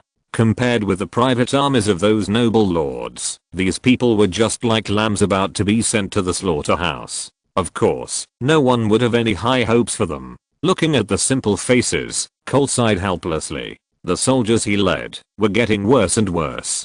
Although he was also a bad general, there were at least many capable warriors among the flame people at the time, and even cavalry could be formed. But these people in front of him, apart from being used to strengthen the momentum and serve as cannon fodder, I really don't know what they can do. I'm Cole, sent here to take over this team. Who is in charge? Cole shouted loudly in the scattered crowd. There was a dead silence. This group of people were basically forced to come here. No one cared about them. No one even managed their meals these days, so someone made trouble. Not surprisingly, that person's head was hanging outside the camp. Okay, I need 10 people now. He was going to use the same trick again and divide this group of people into 10 groups to control them. I wonder if anyone is willing to work for me. His voice fell, but there was no big effect, and no one around responded. As expected, he was about to continue shouting, but at this time an unexpected voice came out. Sir Knight, I'm willing to work for you. Cole looked at him in surprise. It was a thin young man. He slowly squeezed out of the crowd with his skinny hands raised. He was almost a head shorter than Cole. He was wearing a linen shirt full of dirt. His hair was messy. His eyes were small but very clear. Cole smiled. What's your name? Camillo. He answered timidly, not daring to raise his voice. Very good, Camillo. Now you are my deputy. I will pay you a salary, 1 silver deer a day, until the end of the war. Cole looked around and then said loudly, Sir, I'm willing to work for you too. Sir Knight, I'm willing to work for you too. At this time, after hearing Cole's promise to Camillo, the new recruits exploded instantly. They were the subordinate farmers of Dragonstone Island, all doing subordinate work such as farming or fishing. It was a duty to be conscripted into the army without pay. The Lord would only take care of their meals, but now they didn't even have meals. When this group of people was handed over to Cole, no one was in charge of them. Eating and drinking were all Cole's obligations. He had to pay for it himself.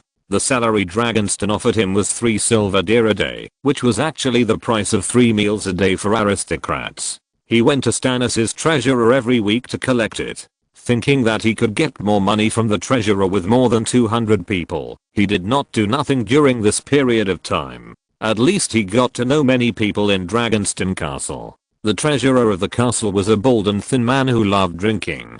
He often gathered with the cooks in the castle to drink secretly. Later, Cole joined them. Although he was not good at speaking, he could drink, and his fish was delicious. I don't understand why Stannis would let a drunkard manage the finances, but I think there might not be many people under him who can read and do arithmetic. After Cole appointed Camillo as his adjutant, he asked him to select 10 people for him. He stood aside and watched coldly. His hands holding swords and his cold eyes made the noisy recruits dare not say a word. Camillo was still a little hesitant, but Cole gave him a positive look. Soon 10 people were selected. They should be people who were familiar with Camillo. Cole immediately announced that they would receive a daily salary of 1 bronze star. Cole had to pay their salary at the price of 2 silver deer every day, but this price could buy the temporary loyalty of these 11 people. Cole asked their names one by one. Jose, hey deal, very good. Now I appoint you as acting officers. Each of you will be responsible for commanding 20 people. Now go and select your subordinates. If you can't select anyone, I will replace you.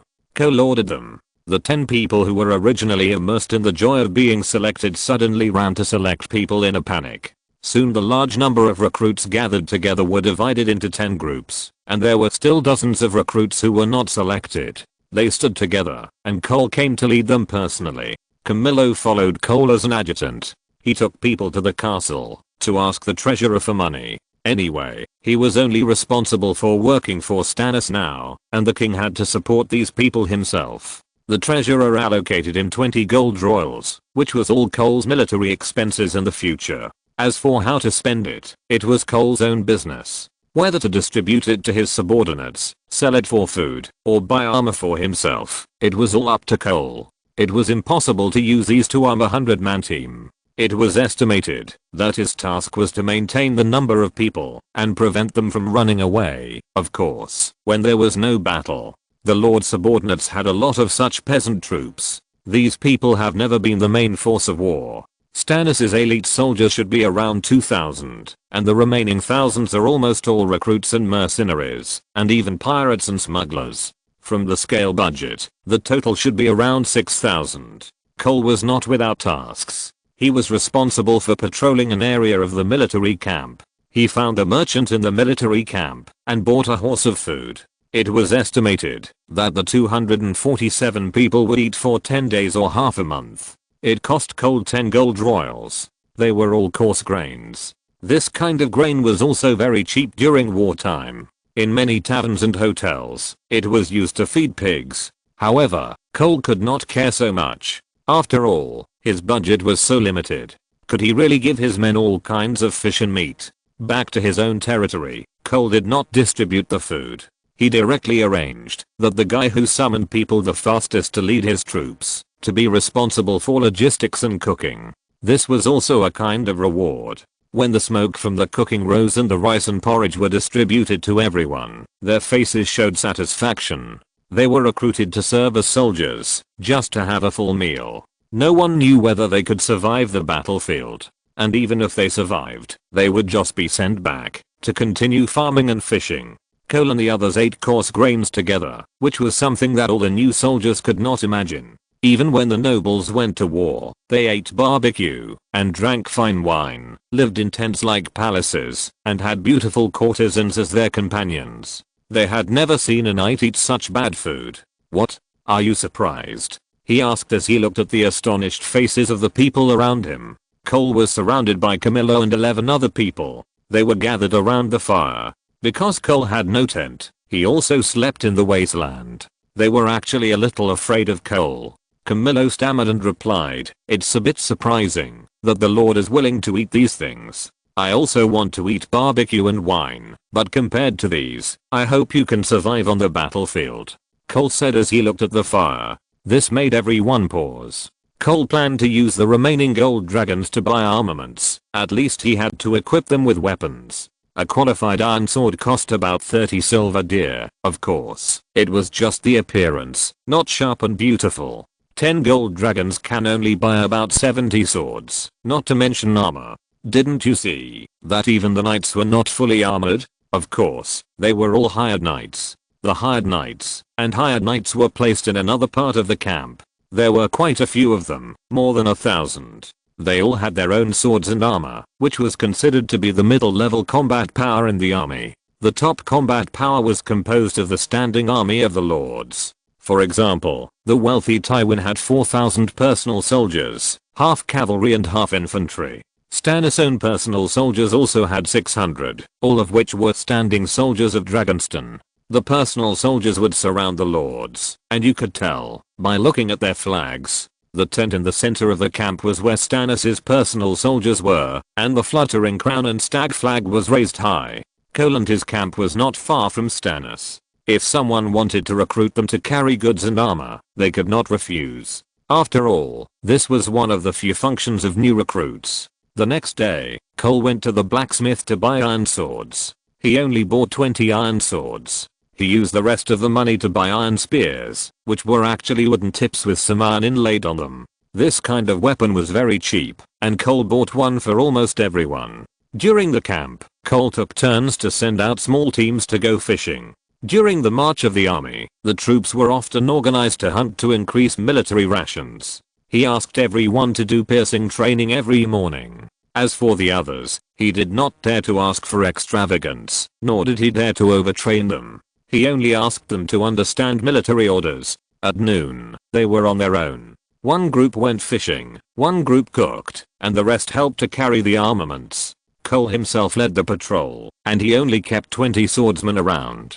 Cole would be stricter in the training of these people. They were all taller and stronger. Of course, this was just a short middle-aged general. Cole also provided most of the fish every day to them, and the rest was distributed to others. It is useless to fight alone, no matter how fierce it is. It is better to pull a group of people to protect yourself. Cole thought so. If you're listening to this novel on a channel other than Fanfic World, it means they downloaded and uploaded it without effort. We cordially invite you to visit our channel, Mundo Fanfic Novelos. There you'll find the original version of this story and you can explore many other novels of various genres. We're waiting for you to immerse yourself in a world of incredible novels.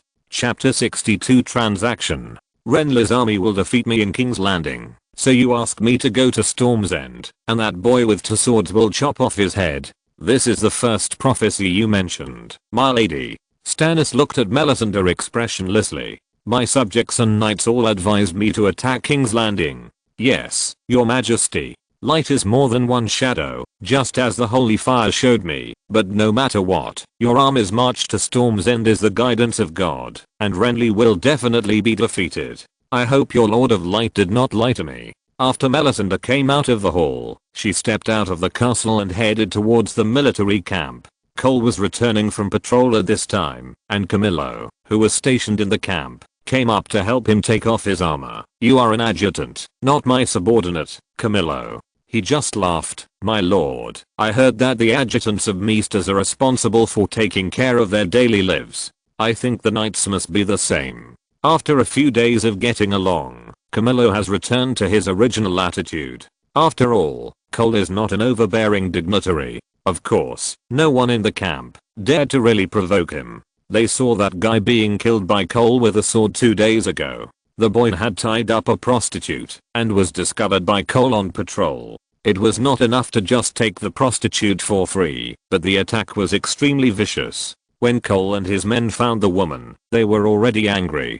Stannis had originally banned prostitutes from moving around in the camp, and even the entire Dragonstone Island banned this kind of business. No matter how the man begged for mercy, Cole did not turn a deaf ear to him, and stepped forward with his sword. The boy even drew his sword to resist, but Cole slapped him away with a sword, and then pierced his throat with a short blade. The momentum he showed at that time completely shocked the new soldiers. My lord, Josa got a fat cow, and is roasting it, waiting for you to come back, Camillo said to Cole, after taking off his armor.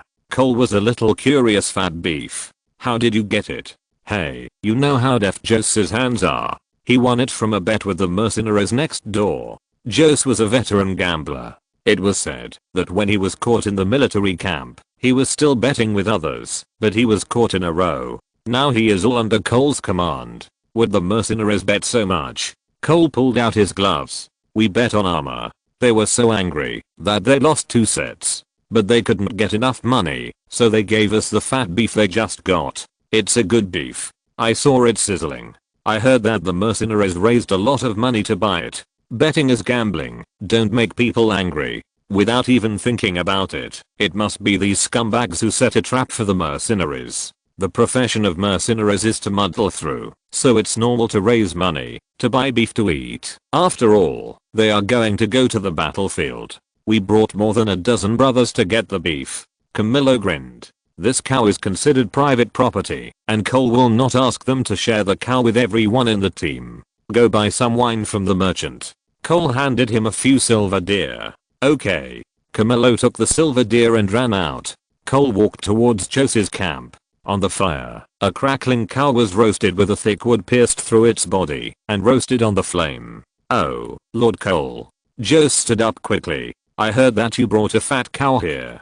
Cole smiled and took a look at the roasted cow. I'm waiting for you. I've reserved a good place for you. He brought a roasted black sausage and presented it to Cole, as if to ask for credit. My lord, I roasted it for you and sprinkled it with salt. Cole took it and took a look. Wow, it's really a good thing. The cow's stuff is really big, but he couldn't eat it. I can't use it. Leave it to Camillo.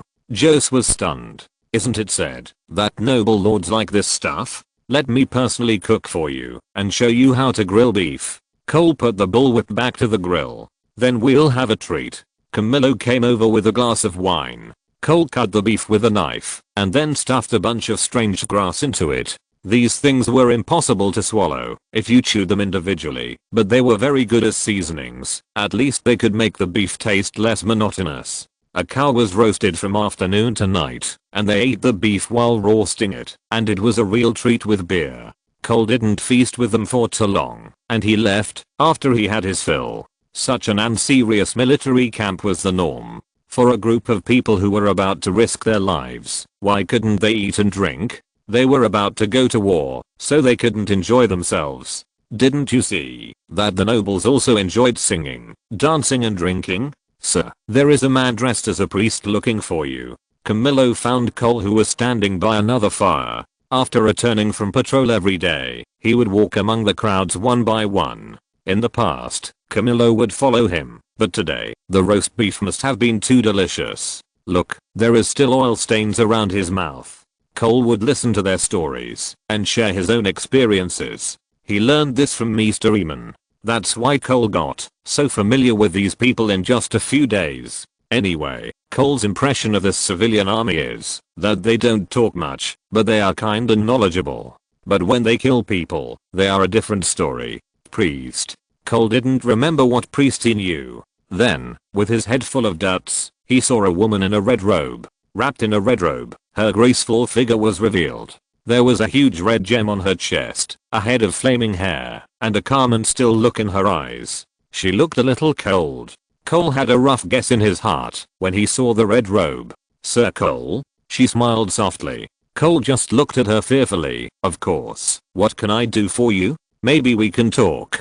Cole shook his head. He was actually a little scared of this kind of person. Who knows what she knows? What if the Lord of Light let her see his white dragon?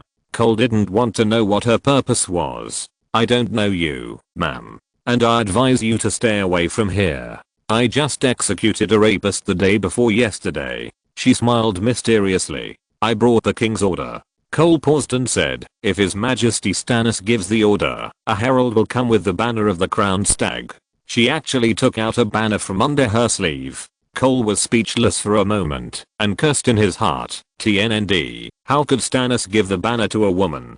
It's not that Cole has any prejudice against women, but this era is full of prejudice against women. I don't know if it was just Cole who had such doubts. The Knights of the Lords were also full of doubts and dissatisfaction.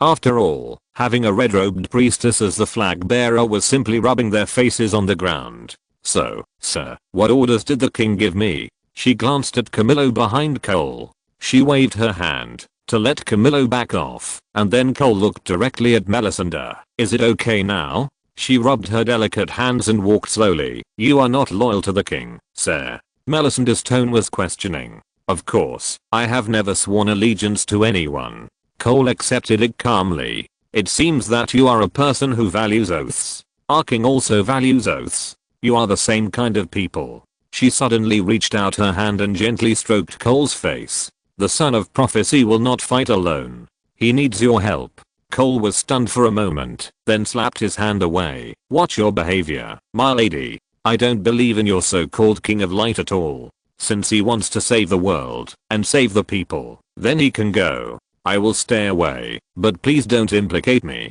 Hearing this, Melisandre laughed instead of getting angry. The lost lamb will eventually step into the arms of God. The two walked to a torch. She stared at the flames in a trance, and then said in a soft voice, "Look at this flame, child. What do you see?" Cole stared at the flames. In a straw tent, a blood-stained dragon egg was placed in a man's arms, and there was a woman crying.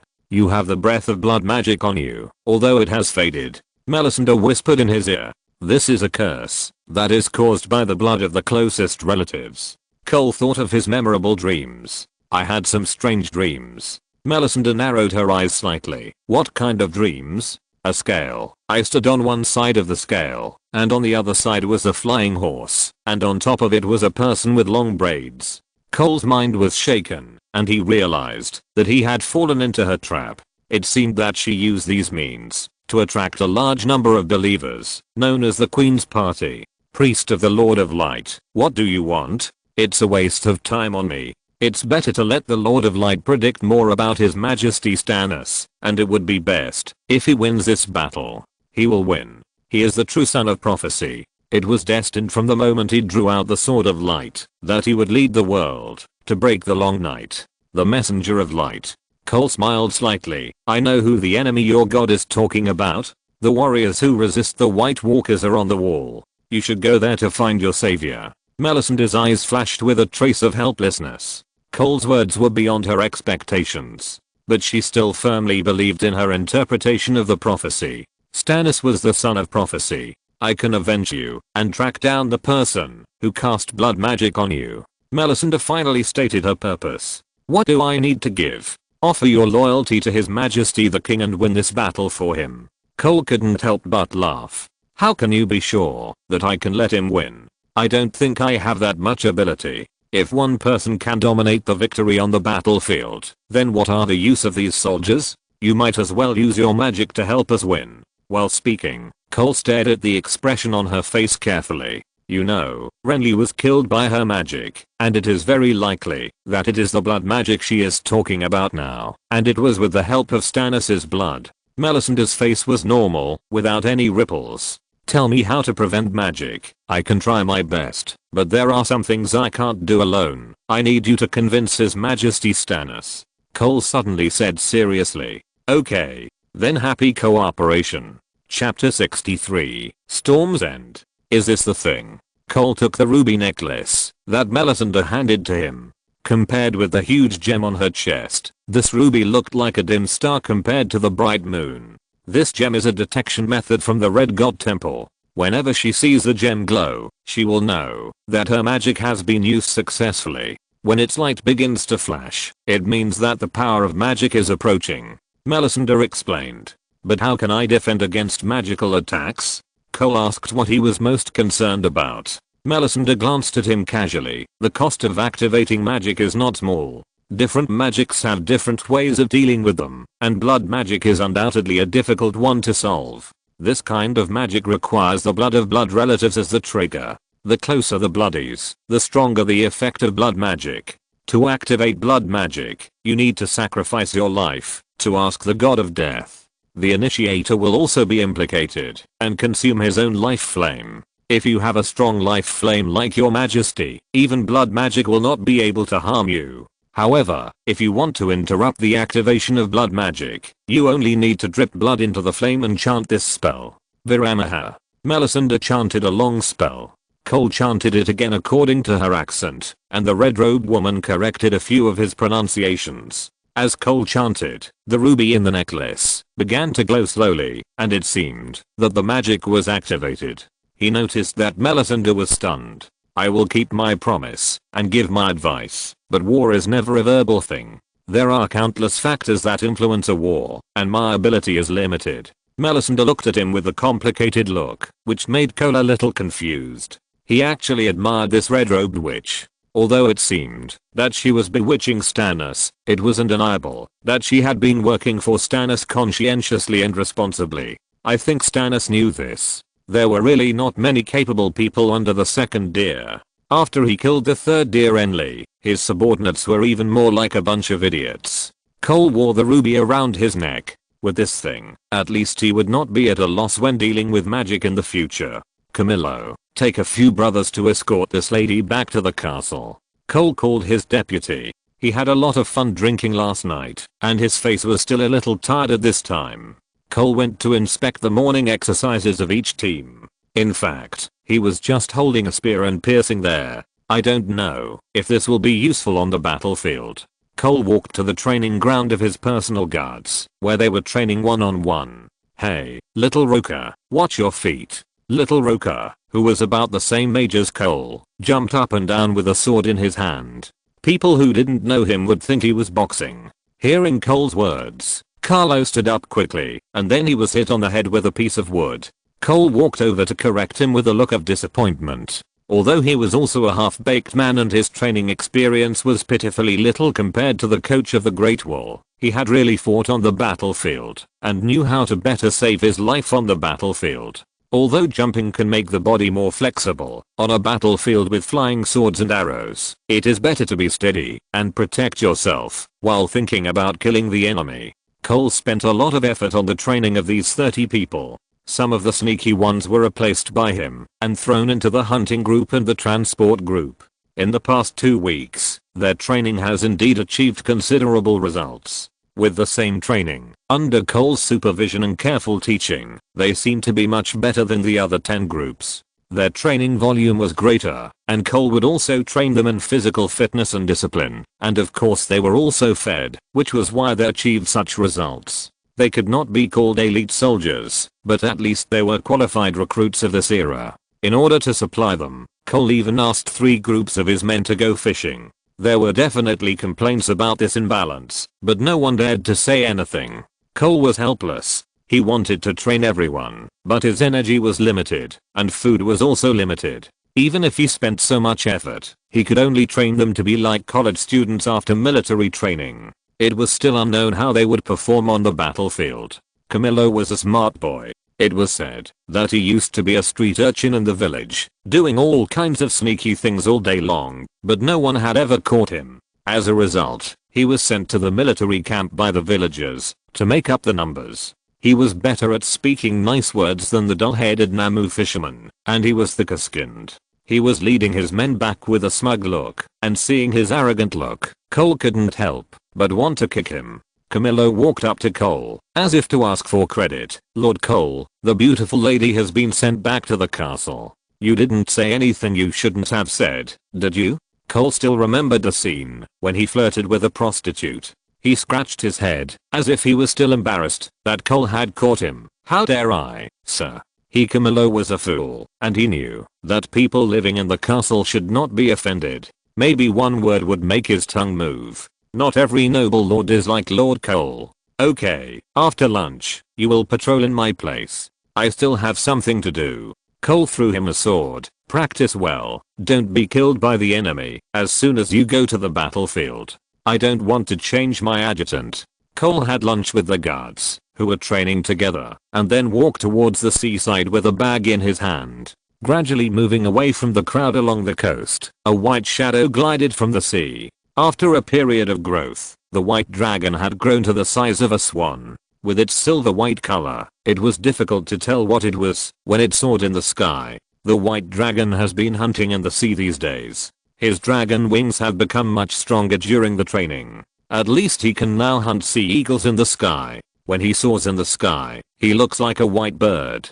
Cole changed the bag on the white dragon's feet. Inside was a pile of newly caught sea fish. They were all fish that were difficult to catch in the distant sea and sold at a high price in the market. There was no way Cole was too poor now. These fish were more popular with the nobles and tasted very delicious. Cole would let Camillo sell them to the kitchens of those nobles. Generally speaking, such a bag of fish can be sold for 2 to 3 silver deer. After all, this kind of fish is really difficult to catch in the near sea. The white dragon brought the beef and mutton that Cole brought back to the nest. Here was a gap covered with dragon crystals. The white dragon would pick out dragon crystals from the wall every day as a digestive tablet. Then he rushed to the sea and soared away in the direction of the sea breeze. The wind and waves of the narrow sea rose and fell. I don't know how many ships have sunk in this sea. Even in the sunny days, the waves of the narrow sea were turbulent. At the mouth of a bay, the white dragon turned and flew into it.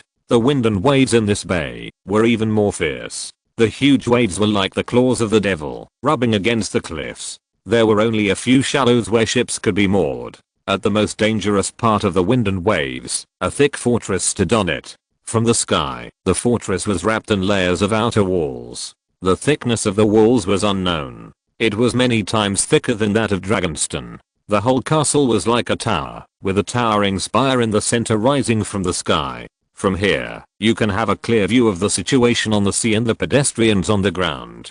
This is Storm's End, one of the solid fortresses that began in the Dawn Age. The white dragon looked up from the sky and knew how difficult it would be to capture this castle. Although the direction of the war has not yet been clarified among the soldiers, Cole knows that Stannis will definitely come to besiege Storm's End. Renly's 60,000 troops have already marched in the direction of King's Landing. They are so powerful and unstoppable. Almost all the nobles in the southern border have responded to his call, which shows how great his reputation is among the nobles. If Stannis wants to ascend the Iron Throne, he cannot avoid a confrontation with Renly. If Melisandre does not use the Shadow Killer to assassinate Renly, the Dragonstone side has little chance of winning. The only one who can compete with Renly is the Navy, so the battlefield must be moved to the sea. If they take down Storm's End, they can fight 10 with 1. With the Royal Navy of Dragonstone docked in Shipbreaker Bay, their supplies can be transported from the sea. If Renly wants to besiege the city, he will inevitably have to fight a naval battle with them. Cole knows that in the end Melisandre will give birth to Shadow Killers to kill Renly, but since he has already agreed to her, he still has to do some superficial work. This time the White Dragon's inspection is to observe the weaknesses of Storm's End. First of all, Stannis' army is limited in number, and he must quickly surround Storm's End, so that the castle cannot gather troops. To steal Renly's house, he will definitely send troops in batches, and Cole also notes that he will come in person.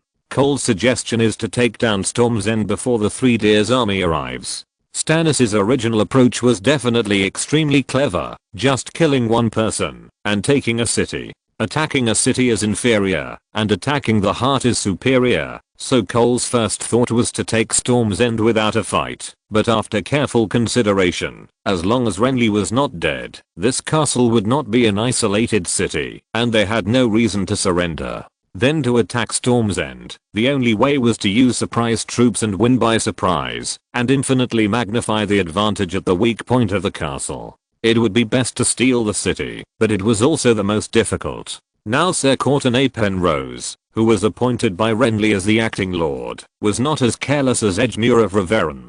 It's not that Edgemure is a fool, it can only be said that compared with his nephew Robb, his sense of war is too low, and he is easily influenced by others. He ruined Robb's plan among the original 5 kings. Ser Courtenay Penrose is an experienced commander, and Cole doesn't know enough about him. He knows Edgemure because of the funny point of the boy shooting arrows in the series, which made him curious. Cole was drawing the defenses of Storm's End on a piece of paper until a detailed blueprint popped up. Cole began writing on the blueprint. Chapter 64 Pre-war meeting. Has he been to Storm's End? How dare he speak so arrogantly? Stannis handed the scroll to Melisandre. I grew up there. 10 years ago, I led my men to guard there for a whole year until Robert's brother Ned Stark came with his troops to help. The red-robed woman knew that her king had a deep grudge against his elder brother. I forgave him because he was deceived by the world and thought that Joffrey, who sat on the Iron Throne, was the king. But a young boy really thought that he could despise all the castles in the world just by fighting a beautiful battle with his own cleverness. Melisandre took the scroll and slowly unfolded it. A secondary scroll fell out.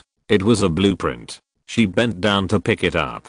Her eyes, burning like copper fire, stayed on the blueprint for a moment. She said in a pleasant accent from across the narrow sea, "Perhaps you should look at this blueprint, Your Majesty." Stannis took the blueprint back and paused for a long time. People who knew him well should know that he was shocked by the content of the blueprint. This is an extremely detailed map of the inner city of Storm's End, where the defenses of the equipment are marked one by one. Even someone like Stannis, who is very familiar with Storm's End, would find it difficult to draw such a map. Stannis spread out the paper and read the words again. Your Majesty Stannis, ruler of the 7 kingdoms and protector of the realm, the following are some suggestions I have made for our army's strategic goals. According to rumors in the army, you seem to be interested in marching towards Storm's End, so I hope you can send troops to capture Storm's End as soon as possible and take control of Storm's End before the reinforcement of Lord Renly Baratheon arrive. His idea is very bold. Stannis said this after reading the letter from beginning to end. If I had enough troops, I would never adopt such a ridiculous suggestion. You still have the Lord of Light, Your Majesty. Lady Sellis walked into the hall. The Lord of Light asked me to leave my fate to a young boy. A trace of sadness flashed across his face. Stannis also wanted to lead the army to take back the throne, but his army only had 6,000 people, and Renly had 10 times more than him. Davin, tell all the lords and knights that I will hold a meeting at noon tomorrow. Stannis shouted to the servants outside the door. Davin Seaworth was the son of the Onion Knight Davos, and was taken in as a servant by him. Yes, Your Majesty. The 11-year-old boy responded outside the door, and then heard his hurried footsteps. Cole was writing and drawing something with a book. Camillo was an illiterate boy, so he could only sit a sideboard. Lord Cole. A new soldier under Joza ran over in a hurry. Acting Officer Joza was surrounded. Camillo stood up in shock. Gangsters like him were generally more loyal. Joza and him were from the same village. Gamblers and second-rate people were mixed in the same way. Don't get excited, Camillo. Cole closed the book and slowly stood up. Go get my armor first. Camillo quickly moved the pile of chainmail, which also had a grey-black cloak with a white badge surrounded by flames. To outsiders, this was just a family emblem to flatter the king. Everyone in the military camp now knew that King Stannis believed in the Lord of Light, and the Lord of Light was the Lord of Flame and Shadow. Hanging the double swords on his belt, Cole called the guards and walked towards the mercenary camp with great momentum. Stannis recruited a lot of mercenaries from Essos, including several small mercenary groups. Joss and his men were trapped in the tent of a small mercenary group. At this time, they were pressed to their knees and surrounded by people watching the excitement. The guards pushed the crowd away, and Cole strode through the aisle. His figure was not revealed, but his voice was the first to reach Asel's ears. "Jose, is your sword for kneeling?" A handsome young man with silver hair, this was Asel's first impression of him. This hair color was rare in Essos, and even rarer in Westeros. He first looked at the emblem on the cloak, a white bird, from a family he didn't recognize, probably just a small, unknown family in Westeros. "Your men have dirty hands." Asel, the leader of the mercenary group sitting in the tent, pinched his beard and looked at him with contempt. "In the free trade city, we will chop off the hands and feet of those who have dirty hands and feet and feed them to wild dogs." Cole ignored his eyes and walked to the side of Jose. "Stand up and tell me what happened." "Yes, Lord Cole." Jose raised his bruised head and staggered to his feet. "They lost the bet and don't want to admit it. They also falsely accused us of tampering with the dice." Cole glanced at the mercenary leader Asel. "How do you want to solve it? Leave your hands, or ransom." Asel leaned back and spread his hands on the chair. There was a naked woman on the bed behind him. Cole drew his sword, then let the sword speak. Asel's expression paused. "Are all the nobles in Westeros so direct?" He grinned. "I like your personality." He reached out to his subordinate to take the sword, and at this time a rider suddenly came from afar. "Captain Asel, His Majesty the King ordered you to come to the castle at noon tomorrow to discuss the war." Looking at the shield emblem hanging on the side of the cavalry, it was a crowned stag. The guards in the castle. When the cavalry saw Cole, he saluted. "Sir Cole." He followed the princess every day in the castle, so the guards naturally recognized him. "His Majesty the King asked Davin to find you. I didn't expect you to be here." Asel's eyes moved between Cole and the cavalry. He could feel the cavalry's respect for the silver-haired boy. Could he be someone of great importance? In fact, the origin of this respect was just that the cavalry was also a commoner. The bard exaggeratedly portrayed him as a grassroots knight like the tall Sir Duncan, which was naturally very popular among the common people. Asel's eyes were fixed on Cole. From the silver hair to the purple eyes, he suddenly realized that this TND was the image of a Valyrian. He thought of Earl Valerian, who sat in the honorable seat below Stannis at the banquet. Cole nodded to the cavalry. He seemed to have to pass on a message to others, and then rode his horse to other camps. "May I know the name of this knight?" When Cole turned around, Asel had already put on a smiling face. He was just a small mercenary group in Essos, with only about 200 people in the whole group. At the beginning, it was because Cole was surrounded by some unarmored farmers that his attitude was so arrogant. He was not afraid of some small lords and knights, but it was another story for a behemoth like Valerian.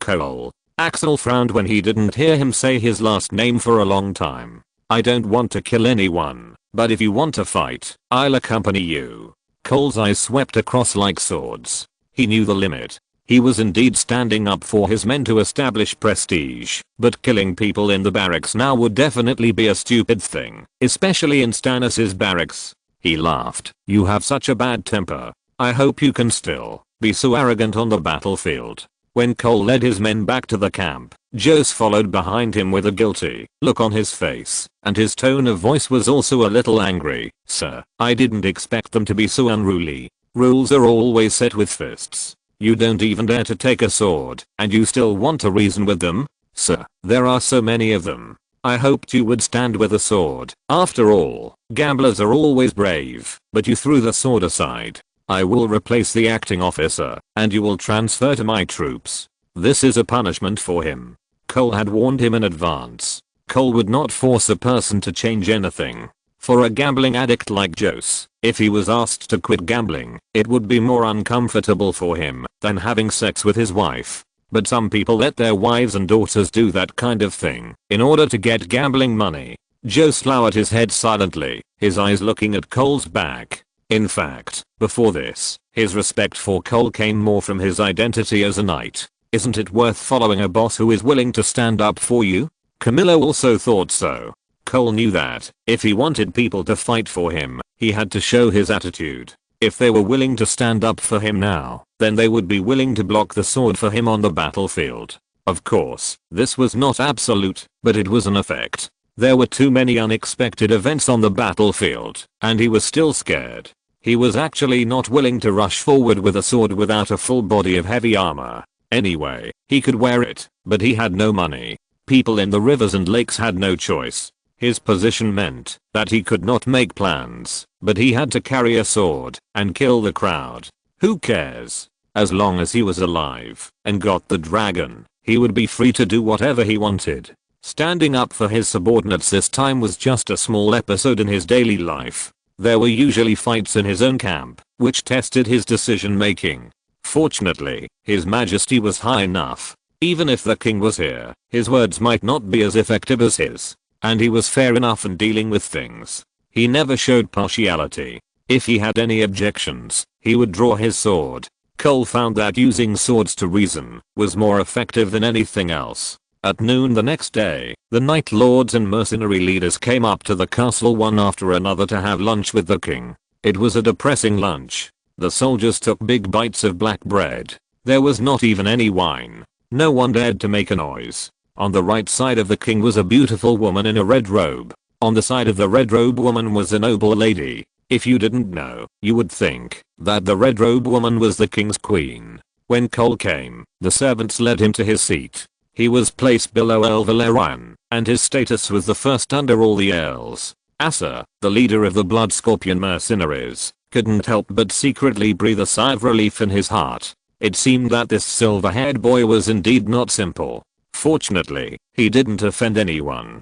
Chapter 65 Cole Julius. Even rat meat has become a luxury in the city. Tyrion rode his horse on the streets of King's Landing, and mud-hated people could be seen everywhere on the roadside. Now, any bite of food is more than 5 or 6 times the price of the past. You know that golden dragons are useless at this time. Those merchants are really damned. He cursed, and beside him were a dozen Lannister red-robed lion guards. There was also a sloppy gold cloak guard. Now Bronn is the commander-in-chief of the Capital Guard. The entire King's Landing Guard should have about 6,000 people. The previous captain of the Capital Guard, Slimed, tripled the number of people when he was in office, which led to such a scale. However, in Tyrion's opinion, these so-called gold cloaks are not even as good as the hundreds of barbarians he brought. Zira and Shagger of the Black Ears and Stone Crows led people to King's Landing with him, and now he settled them in a tavern. Most of the free people are either still in the north, to fight with their father, or have returned to the Moon Mountains. When he thought of the free folk, he would remember that boy. He didn't know this until he arrived in King's Landing. What a fool, you haven't even slept with your cousin. Why are you trying so hard?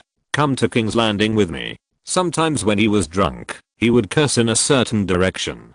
Get out of the way, don't block my master's way. The captain of the guards leading the way was scolding a woman holding a child. Vira, put away your rudeness, you are talking to an unarmed lady. The captain of the guards paused, then lowered his head. Tyrion got off the horse, his legs twitching as he landed. He walked up to the woman, who was taller than him, with ragged clothes, a grey face, and messy hair. Lady, I'm the king's acting prime minister. If there is any injustice, please tell me, and I will do justice for you. The woman knelt down, tears streaming down her face, and kept saying, Prime Minister, please save my child, please save my child. He looked at the swaddling clothes in the woman's arms, or thin baby less than a year old, who was sleeping soundly at this time. Is someone trying to hurt you? Or? He didn't finish his words. The woman interrupted him, crying so that her words were unclear, but Tyrion still knew what she wanted. She needed food.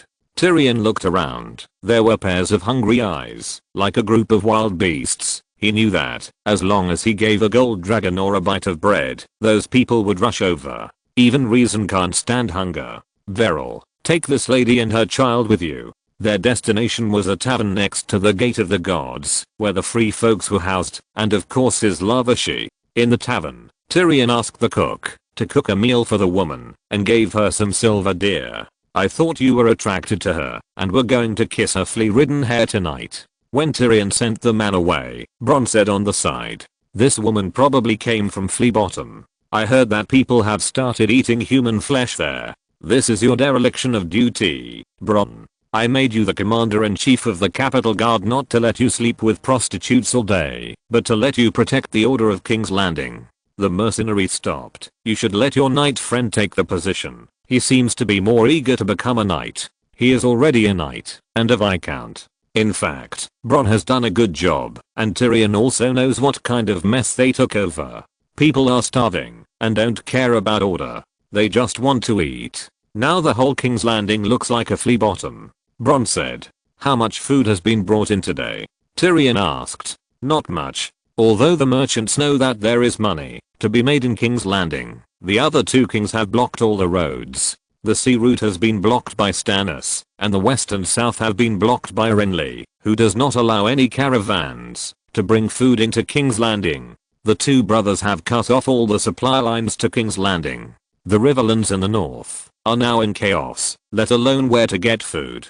Have your men maintain order, Bronn.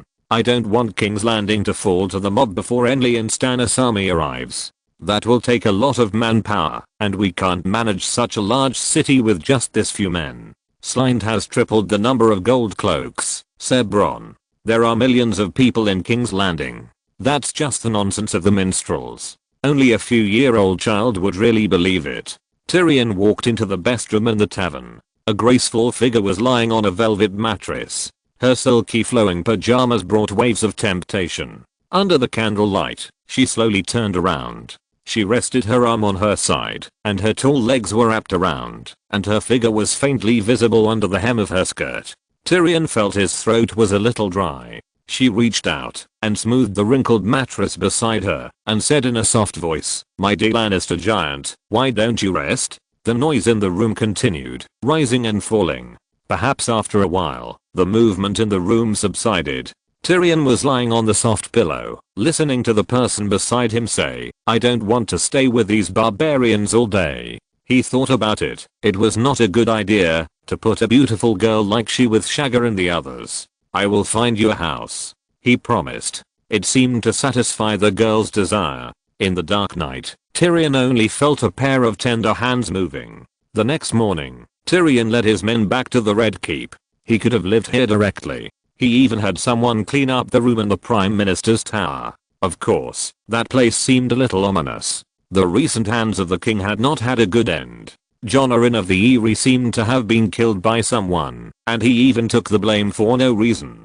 And Eddard Stark of Winterfell is now wanted criminal. Maybe he has died in a ditch. As soon as he entered the inner city, someone found him. "My lord, the queen invites you to the meeting hall." Tyrion came to the meeting hall with a confused look on his face. All the ministers of the kingdom had already arrived, and he was the last to come. He sat down at the long table. "Good morning, my lords." He looked at Cersei. "Good morning, sister. I wonder if I can have breakfast. I think I need a piece of pork bacon, and a glass of wine would be even better." Cersei just looked at him indifferently and then said to everyone, "Now that everyone is here, Lord Varys, tell them the news." The octopus spider wrapped his hands in a silk gown with powder on his face and slowly stood up, then took out a letter from his sleeve and handed it to the nearest treasurer, Lord Petty Baelish. People called him Littlefinger, but he was not tall enough, and his body was thin, but he looked handsome, with grey-green eyes and a tuft of beard on his chin. He took the letter and glanced at it, then passed it to Tyrion. The little devil, who was originally a little unfocused, opened the letter and glanced at it lightly and instantly sat up straight with a look of shock on his face. Now that Stannis has taken Storm's End, he will turn his army towards King's Landing. Cersei seemed to have read the letter long ago, and she said to everyone, "This doesn't seem to be bad news, your highness." Mr. Purcell said in a low voice, "Yes, they originally thought that Renly and Stannis would join forces to attack King's Landing, but now the two have started fighting on their own, and King's Landing can only watch the fire from the other side of the river. Lord Renly, it seems that he has taken a lot of people to the direction of Storm's End," Varys said. Tyrion put the letter down. He just lost his composure. But even now, his heart is still in turmoil because he saw a name in the letter that he could never have thought of. No matter who wins, the spearhead will soon be directed at King's Landing. Tyrion analyzed. By then, Lord Tywin will definitely have brought troops to help. Grand Maester Pycelle said. The problem in King's Landing right now is not Renly and Stannis, but food. My Grand Maester. If you can conjure up enough food for the entire King's Landing, then even 10 Stannis and Renlys won't be able to capture the walls of King's Landing. Renly has an army of 60,000, and all the nobles in the south are under his command. Cersei seemed a little impatient. My lords, I summoned you here not to hear how strong Renly and Stannis are, or how many people they have. Sister, do you want us to take people to participate in their family war? We only have 6,000 gold cloaks, and it's already difficult to manage the riots in the city. Lord Lannister, I have to remind you that Stannis' army is only 6,000. Varys said from one side. They can't beat Renly. It's only a matter of time before Renly retakes Storm's End, and we should try to make this time long enough. Littlefinger suggested. That's not necessarily true. Tyrion said silently in his heart. He actually knew that this was almost impossible. After a long time of trying to smooth things over, Tyrion still couldn't come up with any solution. Tyrion was not surprised by this result. His father Tywin didn't like these ministers, and Tyrion hated them from the bottom of his heart. He was even willing to let his barbarians attend the meeting in front of the king, rather than listen to a few foxes talking nonsense here. After the meeting, he stopped Varys, and didn't even care about breakfast. My dear lord, you will miss your breakfast. Varys stopped walking. He walked lightly without making any sound, just like his nickname Octopus Spider. There is never a shortage of food in the kitchen of King's Landing. I don't think my sister would let her prime minister go hungry. Tyrion handed over the parchment scroll. How much do you know about this Cole? Varys pretended to be confused and asked, Sir, you should know this knight better than I do. But he is dead. My father burned him himself. Varys shook his head. Then you are too embarrassed for me. I haven't seen him in person. But people say that he holds 2 swords, and he calls himself Cole Julius. This is really a difficult surname, but he gave it to himself after he captured Storm's End. Stannis personally knighted him and awarded him honors. His family is a fire-breathing white bird. Varys pondered for a moment. Maybe he and Lord Cole who captured Reverin are not the same person, but the bards seem to be more keen to sing about them as one person. Chapter 66 Borrowing Food. My lord, look at this armor, it's really beautiful. Camillo stroked the bright silver breastplate with a golden thread carving on the chest. The armor fit him perfectly. Cole had grown a lot taller in a year. He estimated that he might be about 1.75 meters tall, which was not considered a giant in the 7 kingdoms, but he still had at least 5 years to grow taller. If he had enough nutrition, it would be very likely that he would be 1.8 meters tall. The fine steel plate armor was plated with gold and silver on the outside and wolf skin on the inside. It was not heavy for him to wear. He also wrapped a layer of leather inside the steel armor. Under the leather was a velvet black brocade shirt. The shoulder and arm joints of the plate armor were connected by hanging hooks to a set of arm guards. The arc-shaped shoulder armor was put down from the head to protect the joint connection. The thighs were connected to the knees with chainmail. The iron skirt at the waist protected the chainmail leg armor like lobster scales. The calves were long steel boots. Behind him was a black cloak with a white bat with spread wings on it, spewing blazing flames from its mouth. This set of armor is very cumbersome to wear, and the Lieutenant Camillo doesn't know how to wear it at all, so he is not allowed to do the work of a servant anymore. Originally, he was going to do something else. At least Cole's success has brought great success to everyone. He is now the commander of Storm's End. In addition to the more than 200 new recruits under his command, the more than 1,000 original defenders of Storm's End who surrendered are also under his charge. Originally, Camillo was going to manage the 200 new recruits, but the next day he came to help the servants recruited by Cole. Not to mention, he is now more familiar with this set of armor than Cole. This set of armor, which combines defense and gorgeousness, is definitely the work of a master craftsman. The price must be more than 1,000 gold coins, of course, referring to the new gold coins promoted by Littlefinger Baelish, the Minister of Finance of the 7 Kingdoms. And this is also the best armor Cole has worn in Westeros these days. But it seems to be just a spare armor for Renly. Lord Julius, His Majesty has summoned you. Stannis's guards came to the door. Cole responded and walked towards the study of Storm's End.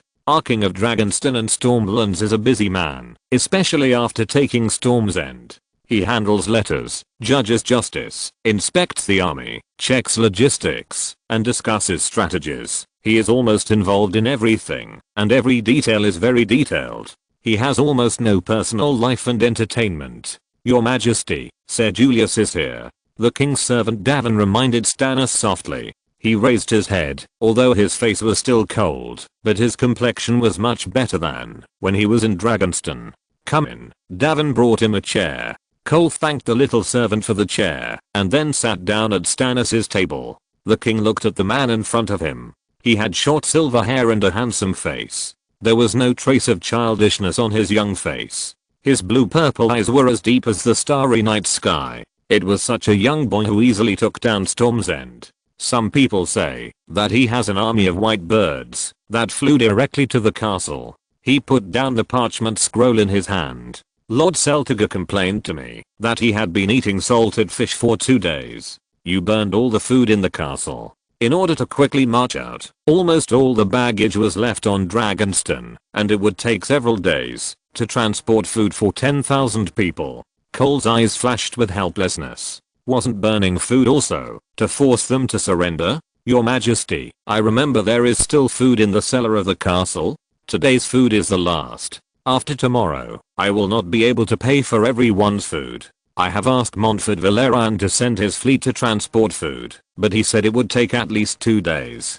The two looked at each other and then fell silent. Now half of the troops in Storm's End are surrendered soldiers. If the food cannot be guaranteed, it is estimated that there will be variables. Even if it is only 2 days, this is the case when there is no storm at sea. If the food transport fleet is blocked at sea, it will take longer. I know where to get food, Cole said after a long silence. I don't like to be kept in suspense, sir. Farm. Cole said only one word, but Stannis frowned. He said decisively, I will never rob civilians of their food to feed the soldiers. Cole shook his head. No, Your Majesty. I didn't say I would rob them of their food. When Cole walked out of the door, he couldn't help but sigh, and then walked quickly towards his room. He had work to do again. Taking his double swords, Cole found Camillo in the castle, and asked him to greet his brothers. It was his own guards. More than a dozen people died when the city was captured, and then some were added from the brave people who fought. While Camillo was summoning people, Cole went to find the Maester and asked him for a pile of paper rolls and ink. 50 guards wearing armor and white bird cloaks quickly gathered in the parade ground. The grey and white armor looked neat and tidy. Almost all the latecomers could ride horses, so Cole gave them all war horses, 1 war horse, and 1 pack horse for each person. It took more than 50 people to support the logistics of these 50 cavalrymen. Camillo also put on a suit of armor and followed Cole. Cole said hello and led his men out of the city. Passing through the heavy gates and iron gates, 50 riders followed Cole closely. There was a white dot flashing in the sky. Cole did not slow down and went straight to the first farm outside Storm's End. When the cavalry came like the wind, the sound of horse hooves scared the villagers to retreat. Now the army is a plague to them. Many people know that there is a war recently. These are farmers who depend on Storm's End. Cole led his troops directly to a short church. The priest inside quickly greeted him. This is a short and fat guy wearing a grey priest robe. A long chain with 7 gods carved on it extends from his neck to his waist. He walked to Cole tremblingly and said, "My lord, I wonder why you are here." His information is much more sensitive than those farmers. He already knew that Storm's End had changed its owner, and this owner seemed to reject the 7 gods and turn to believe in a pagan religion from outside. The priest's attitude was humble and flattering. He was afraid that this group of people were here to arrest him. The leading knight turned around, dismounted, and walked straight into the church. The priest followed Cole. Cole knew what he was afraid of, but his purpose of coming this time was not to fight against the pagans of the Lord of Light ruler. "I need you to gather all the villagers here to the church," Cole said to him. "My lord, this will take a lot of time." He was thinking wildly in his heart. Could it be that he wanted to execute himself in front of the world? "I will let my cavalry go together. I'm in a hurry." As he said this, he found a place to sit down, holding a lot of maple leaves in his hands. The priest led the knights to call people from house to house, and Cole used pen and ink to write Chinese numbers on the leaves, repeating from 1 to 9. After waiting for about half an hour, hundreds of people gathered in front of the church. They stood outside the door chattering, with nervous eyes. The cavalry rode their horses to surround them in a circle. Cole came out with the leaf in his hand. He glanced at the crowd and shouted, "Quiet, ladies and gentlemen. I'm Cole Julius, the commander of the garrison at Storm's End. The Citadel has just sent a message that summer is over, friends. Do you know what will happen after a 10-year summer? It will be a very harsh winter. Do you have enough food reserves? Have you prepared clothes for the children who are about to come in winter? Have you prepared fodder for the livestock?" After Cole finished asking his question, everyone looked at each other. Some of them didn't even know that summer was about to end. "Commander, how long will winter last?" someone asked worriedly. Cole shook his head. "I don't know. No one knows how long the gods will let this cold winter last, but the Maesters of the Citadel speculate that this winter will not be short." Cole looked at the villagers who had fallen silent, and then said, "Perhaps you are not prepared enough for the coming winter, but the great King Stannis, as the legitimate heir to the Seven Kingdoms, will not watch his people starve to death in the cold winter. And the purpose of my visit this time is to bring his summons." He raised the leaves and paper in his hands. "His Majesty Stannis is the most trustworthy king of the Seven Kingdoms. This is a certificate written by him personally. This certificate will prove who is loyal to the king, as long as you bring food to Storm's End to prove your loyalty." Hearing this, the villagers did not react, only to hear Cole continue to say, "Once you get the certificate, you can get the protection of His Majesty in the winter, and at the same time, get double the reward after 7 days. After hearing this, some people finally became agitated. They were not interested in the so-called honor and loyalty of the nobles, but double reward was a real thing. Cole saw that some people were concerned. The king will only protect 1,000 people, and he will ensure that these 1,000 people will not worry about food and clothing in the winter. "My lord, I'm willing to offer food." Someone shouted, "Okay, he is the priest." Cole took his grain, and then announced that the first person to donate grain would get double the reward on the spot, and then gave him double the coins. The people who were already eager to make a move suddenly became chaotic. Cole asked them to line up, and then gave the paper roll to the priest, asking him to record the name and number of the submitters. Cole left 10 cavalrymen here to maintain order, and then led the people to the next village quickly. In the evening, food began to be transported to Storm's End one after another. Stannis had already made preparations here. The first person in each batch would get double the reward directly, which undoubtedly made the villagers more convinced. In fact, this effect was also the result of Stannis' reputation. Cole asked the priests to tell Stannis' stories of clear rewards and punishments wherever he went. If the priests did not cooperate, they would be dealt with as pagans. Cole did not return to the castle, but continued to move between the farms. It was impossible for the farmers to not have any reserve food, and Renly was not the kind of harsh lord. Although it was impossible to supply an army of 10,000 at once, seeing the grain transport teams coming to the castle one after another could reassure the soldiers, and also make some wavering people think that Stannis was deeply loved by the people of the Stormlands. The next day, he went to a farm and passed the edict here, and he was ready to return to the castle. Anyway, the news had spread. At least before Renly's army arrived, someone would bring food to Storm's End. Twice may not seem like much, but there is no big risk. Of course, encountering robbers is another matter. So after Cole was ready to return to the castle, he arranged for people to patrol around and act as scouts. "My lord, we caught a sneaky guy, maybe an enemy scout." After finishing his passionate speech, a team of guards reported beside him. This place is a little far from Storm's End, so he also asked the soldiers to pay more attention. "Really? I'll go and take a look." Seeing that it was a big and a small figure, Cole frowned slightly. "Why is there a child?" Chapter 67. The Wolf Family Father and Daughter. "Bowie, I told you to pay attention to some people with strange behavior, but you should also use your brain to think about it. Would this enemy scout bring a child?" Guard Bowie hurriedly explained. "Sir, he was alone just now." We found that he was evasive and did not gather in the square, so we were ready to question him, but he ran away when he saw us.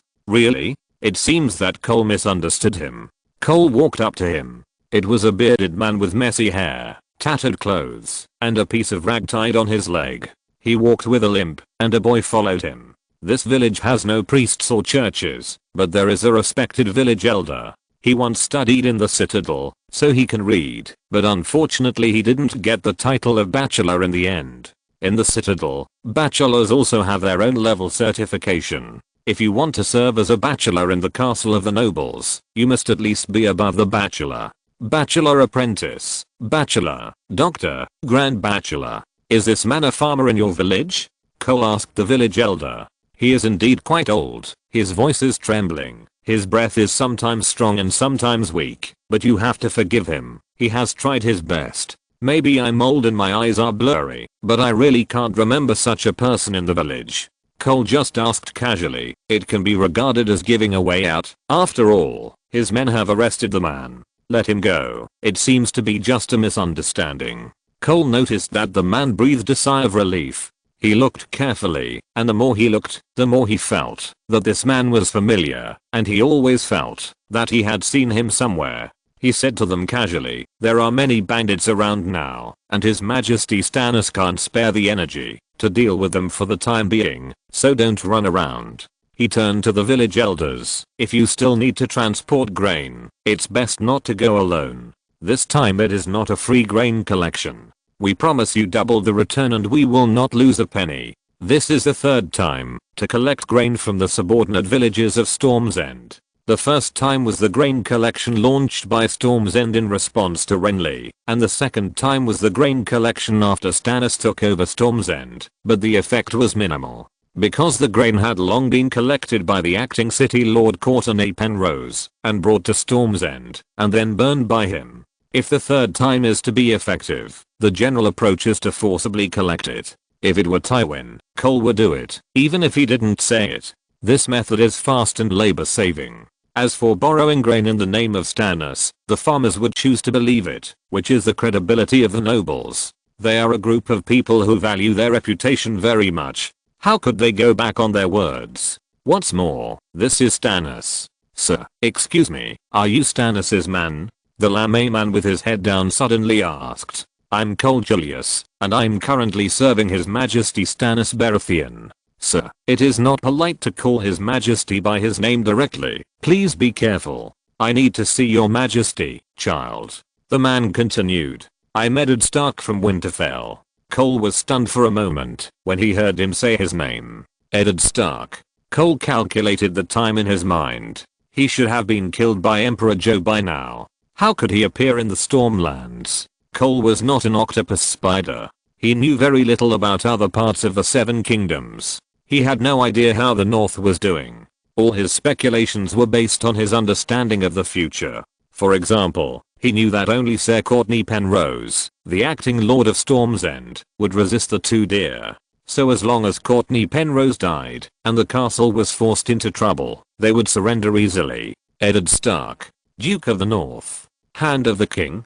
Cole asked 3 questions in a row. Eddard nodded, thinking that the person in front of him knew him. Eddard didn't know this young knight at all. Even though he thought he knew most of the nobles of the Seven Kingdoms, he had only seen the family emblem of the fire-breathing white bird in his life. Although it reminded him of the blue sky eagle of the Vale of Arryn and the silver eagle of the Lannister family.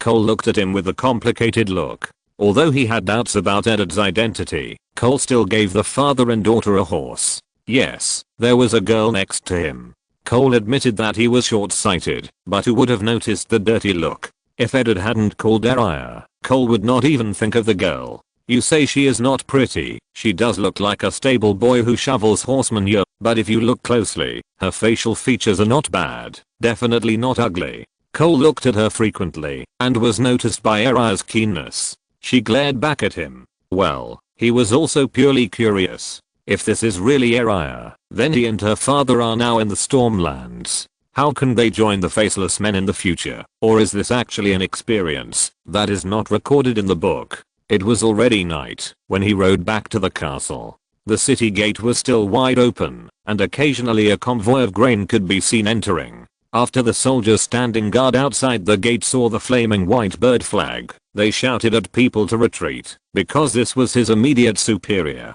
After Cole entered the city, he led Eddard Stark to meet Erlu. As expected, the lights were still on in the castle's study. Cole knocked on the door, and the servant Davin opened the door. When he saw that it was Cole, he greeted him, "Lord Julius."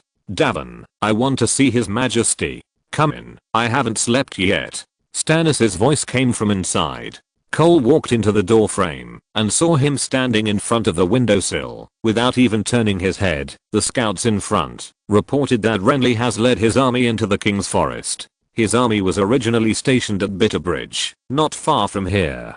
Did the scouts see how many people they are? Cole walked in, followed by Stark. About 20,000. He also sent someone to deliver a letter, inviting me to meet him in Bronzergut City. Ralph Buckler is now with Renly, and that is now his territory. Stannis turned around and was surprised to find someone following Cole. Ralph Buckler is the Earl of Bronzergut. This castle is built on the bank of the Wender River, outside the Royal Forest, blocking the path connecting Storm's End to the Rose Road. It can be regarded as a strategic fortress. Unless Renly wants to launch a surprise attack from the mountains of Summerhall, he will definitely lead his troops from the direction of Bronzergut. If there is enough time, Cole even suggested that Stannis take Bronzergut. Well, Lord Eddard stood for a long time.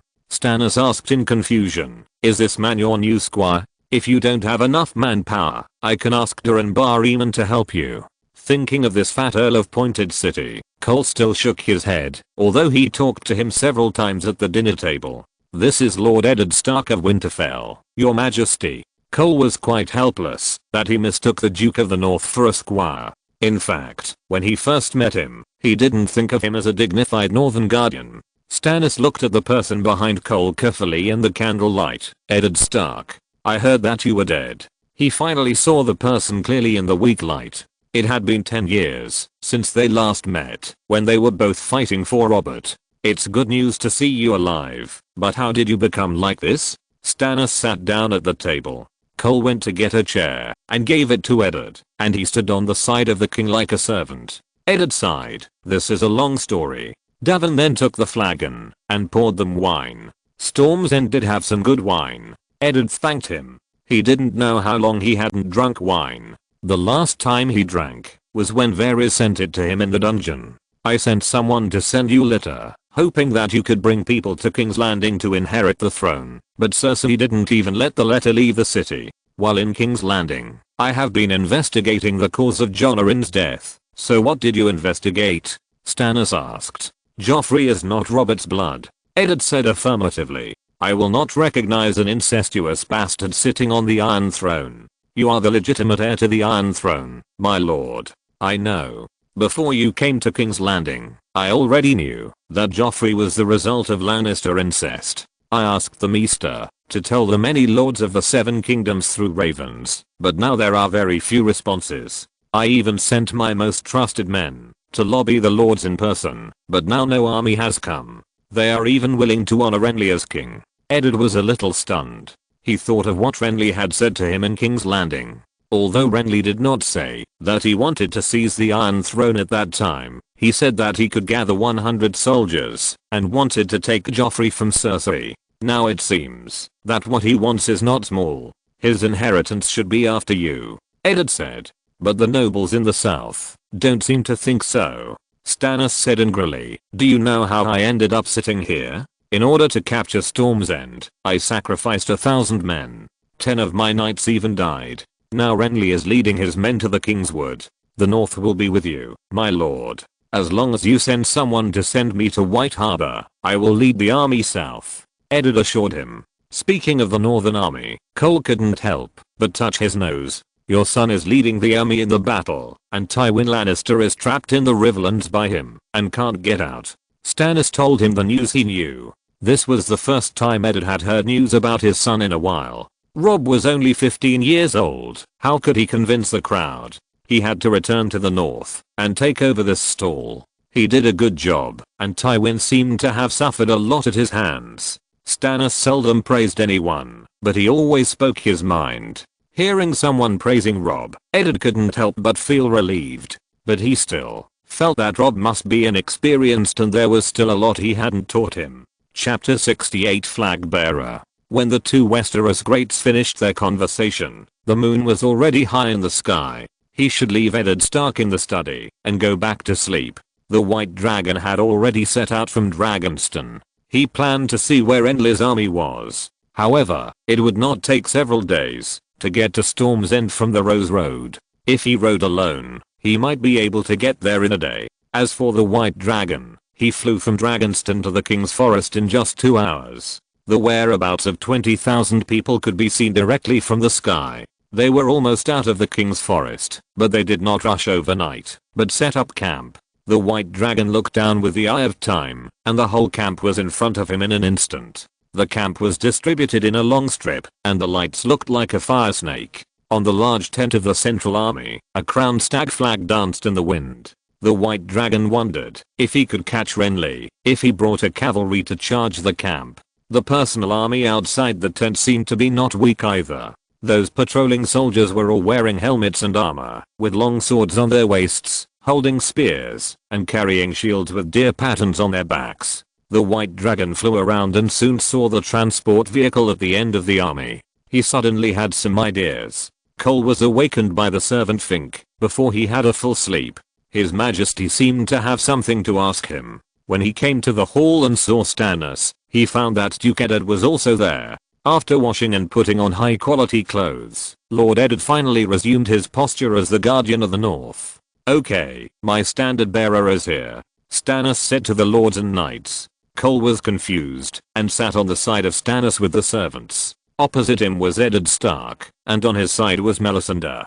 All the nobles knew that Sir Julius was now Stannis' most trusted confidant. They were not surprised that he was the king's standard bearer. The standard bearer is not only the flag bearer, but also the king's spokesperson, and can be called an adjutant. This role has always been played by Melisandre on Dragonstone. At that time, this group of nobles had a lot of resentment about women serving as banner officers. After the Dance of the Dragons, the inheritance rights of women in Westeros were greatly weakened. Only the rights of women in Dorne could be recognized. This is why Stannis has always wanted a son. Of course, this wish existed before he became king. It was not that he wanted an heir to the throne. You know, he never thought about wearing the crown. In his own heart, his motivation for becoming king was never ambition, but his responsibility. "I will take people to meet Renly." Stannis looked at Cole. "You will be my banner officer." Cole just took a sip of red wine and swallowed it hastily. "Your Majesty, the monarch does not stand under a dangerous wall.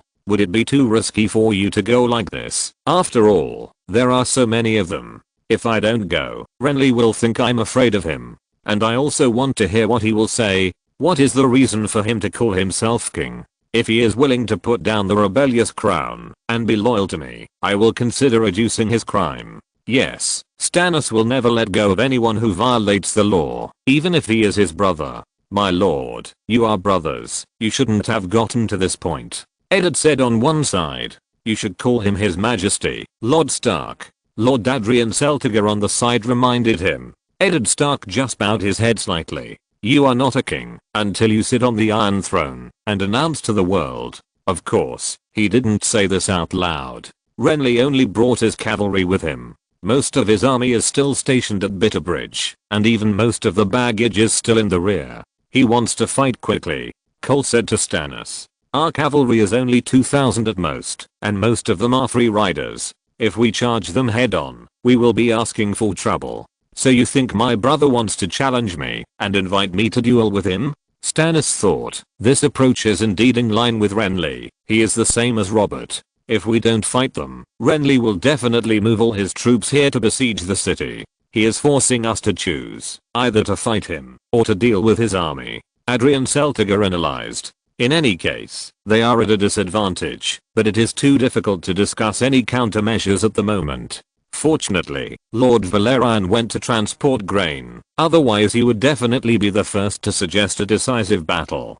They have already given them a multiple choice question, so the scope of discussion is nothing more than choosing A or B. Most people choose to defend. They occupy a solid castle. Why go out and take risks? At this time, our old earl began to sing a different tune again. Lord Adrian Celtiga said in his old voice, "If we do not send troops, then the Seven Kingdoms will surely sing that we are afraid of Renly." Sir Axel Florent said, "A true king should not fear a false king." Sir Axel Florent has been the acting Lord of Dragonstone, while Stannis assisted his brother Robert. He is Stannis' brother-in-law, cousin, and a member of the Dragonstone Small Council, but he rarely makes suggestions. He is a member of the Queen's Party and a loyal believer in R'hllor, the Lord of Light. He usually only responds to Melisandre in meetings. All eyes look at Stannis. Only he is the one who is all in. He only hears him say, "I will discuss it after I return from my meeting with Renly." With that, the council is over. Everyone ate and drank in silence, and then slowly dispersed. Cole walked out of the hall, and someone chased him from behind, and he called Cole. Turning back, he saw Eddard Stark, the former Prime Minister, who thanked Cole first. After all, it was he who brought Eddard to see Stannis, and it ended Eddard's days of fleeing. "Lord Stark, do you want to let the Maester take a look at your leg?" Cole asked, looking at his limping leg. Eddard was also angry about his unsatisfactory body. If it weren't for this leg, he should have returned to the north long ago. "Sir Cole, you must persuade Lord Stannis. Now is not the time for him and Renly to have a conflict. They should join forces to capture King's Landing first, and then decide who will own the throne." Cole's eyes flashed with helplessness. "Lord, do you understand Stannis? Do you understand Renly?" Eddard was a little confused and didn't understand why Cole asked this, but he still shook his head. Among the three brothers, he only knew Robert. Cole stopped. "I don't understand either. I've only been following His Majesty Stannis for about 2 months. As for Renly, I've never even met him. Everything about him comes from rumors. I also know that His Majesty Stannis and his brother Renly shouldn't fight now, but they both want to be king. There's only one Iron Throne, and there can only be one king. Now one has the title, and the other has the army. Who do you think should be given the throne?" Eddard was annoyed. "Do we have to decide the winner now? Whoever sits on that iron chair is still a Baratheon, and King's Landing is in the hands of the Lannisters. Are they willing to let Joffrey sit on the Iron Throne and then fight to the death among themselves and wait for Tywin to station his army in King's Landing? Lord Stark, this is of no use to you and me. Why don't you go and tell His Majesty?" How could he not have said it? He went to Stannis early in the morning and explained the stakes to him, but who knew what he would say? "Lord Stark, although I need your army to help me seize the Iron Throne, I will not forget that you took away the position of Hand of the King, which was originally mine." This was Stannis' answer. He never wanted that broken badge. He just wanted to stay in his own Winterfell. If Robert hadn't come all the way to invite him, he wouldn't have come south to King's Landing. Now his daughter is still in the hands of those lions. He just wants to take Sansa back. As for who sits on the iron chair and who wears the badge that symbolizes the hand of the king, he doesn't care. If Cole knew about their conversation, he wouldn't be surprised. Stannis has such a bad temper. If the Hound Sandor Clegane is still a little cold on the outside but warm on the inside, then Stannis is completely consistent in his heart. He will reward those who have made contributions and punish those who have made mistakes. Don't think he will forget. Cole's contributions are definitely enough to be awarded a title and land, but it depends on whether they can win the battle in the end. If they win, Cole will naturally have a share, and with Stannis' temper, he will definitely not have any possibility of suppressing his achievements. If there is no castle, it is estimated that a piece of land will be allocated for him to build a fortress and establish a family. However, nouveau riche like this are generally not well received by the nobles. The free family of Luan City has been around for 6 centuries, but they are still considered nouveau riche by the nobles. The fiefdoms and castles of Westeros cannot be divided as you wish. Robert ascended the Iron Throne because his grandmother was a Targaryen, and he himself has the blood of the dragon family, so he can legitimately rule the 7 kingdoms and take over the King's Landing. For a man like Stannis who is so stubborn, as long as there is an heir to the castle, he probably won't give the castle to anyone. So if he wins this war, Stannis should give Cole a piece of fiefdom from his own territory, to let him build his own castle. Of course, if he is willing to give Dragonstone to Cole, it is another matter. After all, this is also his fiefdom. In Westeros, the title of a noble is equal to the fiefdom. If Stannis takes the Iron Throne, it does not mean that all the land in the country belongs to him. His territory is only the crown and the Stormlands. Other nobles are not subordinate to him, but submit to him, which is equivalent to recognizing him as the boss, but they still live their own lives. The title of a noble represents the land owned by a person. The Duke of Winterfell means that he owns the fiefdom and ruling power in the area of Winterfell. The title of the Warden of the North gives Eddard Stark the right to lead the entire Northern Army. The title of the Governor of the North gives him the right to govern the North. This is why Eddard argued with Robert about the title of Robert Arryn, the little one in the Eyrie. King Robert did not want a little brat to manage the army of the East. He was only willing to let Robert inherit his father's fiefdom and let him be the Duke of the Eyrie and the Guardian of the Vale, also known as the Governor of the Vale, instead of the Warden of the East. The title is equivalent to a house. Although nobles change their official positions, the house will always be there. Even if you die, the house will definitely be left to your son or daughter, or even nephews and nieces, and will never be an outsider. Unless you all break the law or die, the house will be taken back by the kingdom, and then sold to others. Cole is now the commander of the Storm's End Castle and the King's Standard Bearer. This is a position. There is no fief for the time being, so he is only an honorary knight, not a fief knight. If you're listening to this novel on a channel other than Fanfic World, it means they downloaded and uploaded it without effort. We cordially invite you to visit our channel, Mundo Fanfic Novelos. There you'll find the original version of this story and you can explore many other novels of various genres. We're waiting for you to immerse yourself in a world of incredible novels. Chapter 69 Leg Injury. The two figures walked away together, and Cole decided to support the Duke of Winterfell. "Sir, where are you from?" Stark looked at Cole for a long time, but he couldn't tell whether Cole was a firstman, or a Rhoynar, or an Andal. This silver hair made him think of Rhaegar, the man Robert hated all his life, although he had killed Rhaegar with his own hands on the banks of the Trident, a place later known as the Ruby Shoals. Now Robert is dead, leaving him a mess, and he messed it up. Varys asked Arya to take him out of the dark prison. The father and daughter encountered a storm not far after they set sail on the sea, but the gods still favored them. The storm pushed them back to the coast, but they still wandered in the territory of the king's territory. "I was raised by the Night's Watch." Cole recalled the Great Wall and wondered how the Maester was doing, and that boy Vigene. "Your son Jon Snow and I are very good friends. We had a pleasant experience on the Wall, but I didn't swear to join the Night's Watch after all. I just wanted to visit the south. So I said goodbye to them and headed south." Speaking of snow, Eddard felt guilty. Yes, that child had never even seen the scenery of the south, and he was so cruel that he let him go to the Wall to be with the ice and snow. "Jon, is he okay?" Cole thought of the stubborn boy and couldn't help laughing. Jon, he didn't accept the Night's Watch at first. He felt that he was deceived. The Wall was not a place of honor at all. The Night's Watch was not all brave and honorable like his uncle Benjen. They were all a bunch of chicken stealing and dog stealing people, rapists, horse thieves and thieves. And he seemed to have offended the coach of the Night's Watch, Ser Aliza Thorne, so he was arranged to patrol the Wall every day. "I went there several times. The wind and snow on the Wall were like knives." Having said that, Cole saw that the guilt in Eddard's melancholy eyes deepened. "But I have never seen him cry. I have seen people older than him crying on the Wall, but Jon did not. He has always behaved well. He is the best among the recruits. Those older kids are no match for him, but he always hits hard." They walked from the hall corridor to the front yard, and Cole continued, "Now he is the steward of Old Bear." "Oh, sorry, Old Bear is what we call Lord Commander Mormont. The Lord Commander is planning to train Jon as his successor." Of course, this happened after Cole left. But he knew.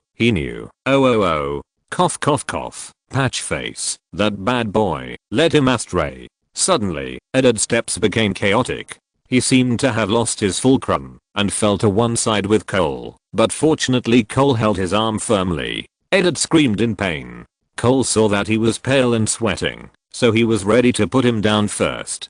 "Father." Suddenly a voice rang out. Rhaegar, dressed in a clean dress, rushed over. "What did you do to my father?" She pushed Cole with her hand like a roaring little wolf, but she staggered back 2 steps. She angrily pulled out the rapier needle from her waist. Eddard Stark gritted his teeth in pain, but still squeezed out a voice from inside. "Rhaegar, what are you doing? Put away your sword quickly." "Little sister, I don't mean any harm," Cole explained to her.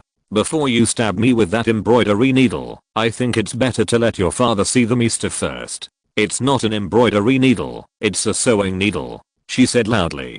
Cole just smiled, then slowly put Eddard down. "Needle, that's an interesting name. I also had a sword. I called it Winternight. How domineering is it?" As if seeing that Cole really meant no harm, Rhaegar just curled her lips and said, "It's awful, not as good as Rob's Grey Wind." "Hey, little sister. I know that Grey Wind is the name of a wolf. My name is not little sister. My name is Rhaegar Stark." "Okay, Rhaegar. Then please come and help your father." Cole turned to Eddard and said, "Lord Stark, if you can't walk, let me carry you. Please don't mind. You can think of me as John, if that makes you feel better." Eddard Stark was already sweating profusely, but he still said stubbornly, "I can walk. I'll go find a burden." After Cole put him down, he walked into the castle. Rhaegar helped her father straighten his legs so that he could feel better. This was not the first time this had happened. Compared to the first time, when she was at a loss and worried and crying, Rhaegar already knew how to take good care of him. When his legs were straightened, Eddard's face looked a little better. "Father, did I just hear him talking about John? Is that our John? Jon Snow, he is my number 1 brother on the wall." Cole came out of the castle with a few people. "Impossible." She instantly looked like a furious lion again. After carrying Eddard Stark onto the burden, they sent him to Maester Pylus. The Maester was obviously not very old, but he was as serious as a man in his 60s. "Sir Julius, Lord Duke Stark," he greeted politely. "Maester, I'd like to trouble you to help me take a look at the injury on my leg." Eddard said to him, "I'm very happy to serve you, Lord Duke, but I have to cut these bindings first. Lord Stark, you should take good care of your injuries. I will withdraw first." Cole said goodbye to him. Eddard's leg injury was not optimistic. It was originally broken, and he had not received good treatment. Now the situation is even worse. Pylus speculated that the bone had shifted and grew in a twisted direction. Pylus used plaster to fix him and gave him poppy milk, let him have a good rest, and remind him not to get out of bed. Cole went to the city wall for a patrol. Just as he came down, he saw the figure of Earl Valerian. Cole wanted to greet him, but the Earl just looked at him and left silently. Cole held back the greeting. He seemed to understand Davos's situation. It seemed that these guys of noble birth were very repulsive to them. Davos was already a fiefdom knight. Although it was only a small fortress and fiefdom in Cape Wrath, he was already grateful enough. He was the most loyal knight to Stannis, and believed that everything he had obtained was Stannis' favor. The Onion Knight had never thought of mixing into the circle of nobles in his generation. He left hope to his son and grandson. As he thought about it, Cole found himself so lost. He drifted aimlessly in Westeros, and once tried his best to squeeze into the circle of nobles, and become an evil medieval lord. He was almost within reach, when he was in the Riverlands. Who knew that the accident came before the reward, just like he finally paid off the car loan and mortgage, but ended up with a broken body. This is really a kind of sadness, but fortune and misfortune are interdependent. Although he did not join the ranks of the nobles, God still gave him a dragon as a reward. If we look at the trajectory of Westeros' history of wealth, he will get a fiefdom and a castle next, and then try his best to marry a noble daughter with noble blood, to make his blood look less lowly. When he has a son, he will send his son to those noble masters as a servant, and when he has a daughter, he will send her to climb the thighs of the great nobles. Some people will even feel ashamed for marrying his daughter. The noble circle in Westeros is a network of blood ties. If you want a castle, or want to expand your territory, you can marry, and then slowly assimilate, rather than robbing. Of course, the Ironborn are an exception, but even for the Ironborn, the ancient road they pursue is not to capture citizen plunder, but to rob money and women, and collect tolls as pirates. Even the dragon-riding conqueror Aegon, although he unified the Six Kingdoms, had to follow the rules of Westeros to maintain the rule. Even Dawn's submission to Targaryen in the end was completed by the policy of marriage. Cole shook his head. The troubled times are still long, and what he has obtained now may all turn into bubbles in the future. Dragons, only dragons are his greatest capital. Even if he can't make it in Westeros, he can still ride a dragon to the other side of the narrow sea. As long as there are dragons, he will not be too bad, no matter where he is. But can Stannis win this battle? He knew that Renly would be killed by the Red Witch Melisandre soon, and then Stannis would recruit a fence-sitter army and rush to King's Landing. In the end, the dwarfs were burned, and the scorched earth was pitiful. Of course, King's Landing won the Blackwater battle in the end. Although Tyrion made contributions, it was Tywin who led the army to arrive, and Highgarden also fell to the Lannister camp. Now the track ahead is like a fog, and Cole dare not speak rashly. No one knows where the final direction of history will go. The original Stannis was isolated and helpless for his own death. It would be strange if he was undefeated. Cole was thinking, these guys with high military talent, how come their brains are a bit slanted? It seems that the Rose family had no choice but to join the Lion camp. Stannis would never forgive them again like Robert. In this way, Robert is actually an extremely smart person. At least he is not as naive as Renly, who treats war as a trifle, nor is he as stubborn as Stannis, who believes that the world is either black or white. Cole returned to his tower, where Camillo was wiping the armor, with a fanaticism in his eyes. You don't have to wipe it every day, my lord. Armor will rust easily if it is not maintained. Camillo explained. It is really beautiful. Camillo gently stroked the pattern on the breastplate. It is both beautiful and strong. It is definitely the work of a master. Would you like to lend it to you to wear? Cole said. Camillo's face flashed with desire, but soon turned into panic. No, no, Lord Cole. Only you are worthy of such good armor. You seem to like armor very much. Cole hung the sword on the wall. Well, it seems that he scared the kid with the sword. Chapter 70 Negotiation. The negotiation site was chosen to be on the outskirts of the Bronze Gate city. The grass was green and there was no sign of winter. It was still autumn, so I wondered how long the gods would give the people of Westeros to prepare for the winter. Spring and autumn are always in a hurry, sandwiched between the two long seasons of summer and winter, just like the opening and ending of the series, one announcing the beginning and the other announcing the end. Cole held a spear with a flag on it. It was a light yellow flag with a bright red pattern on it like the blazing sun hanging in the sky. In the center was the crowned stag of the Baratheon family. The stag was surrounded by red hearts, and the outer periphery of the red hearts was wrapped with gold wire to form flames. The color of the gold wire was darker than the flag. He looked majestic in his heavy armor, and he had two long swords on his waist, but the swords looked plain. Cole followed behind Stannis. The king wore a red gold crown, a simple leather vest, a pair of worn shoes, and rough brown breeches. His sword was better than Cole's. At least there was a ruby on the hilt. The sun was hanging in the sky, but it was not hot. Shadows were scattered on the grass, because the birds were startled by the sound of horse hooves and flew around. A gust of wind blew, causing the shadows of the trees to rustle, and the flags to flutter.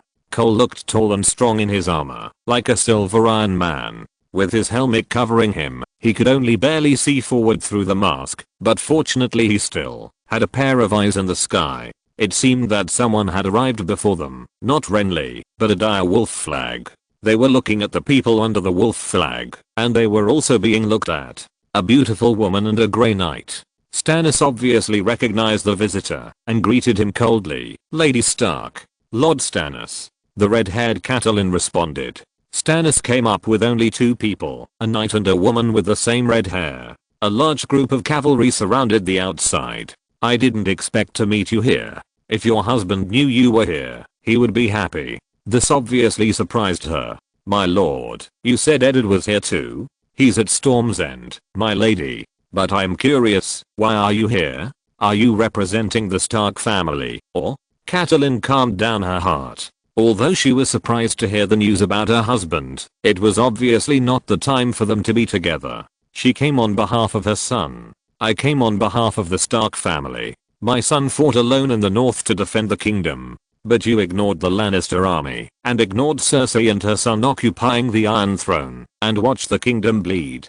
My lord, Dragonstone is so close to you. Why did you come here? I need the army, Lady Stark. I only want what is within my rights. The law stipulates that Renly and the Southern Lords should be loyal to me. I just came to take back what is mine. My own things. Is this the reason you robbed Storm's End, brother? A brisk voice came from the side. It was a handsome young man. He was wearing a green velvet coat, a squirrel satin cloak, a crown decorated with golden roses, and an emerald necklace on his chest. At his waist was a jewel-studded sword. He was riding on a beautiful horse. His long black hair was combed straight, and he had a pair of blue eyes. Renly's standard bearer was a woman, wearing the same heavy armor. On her 12-foot-long spear was a golden crowned stag flag, with a black stag leaping on the golden flag.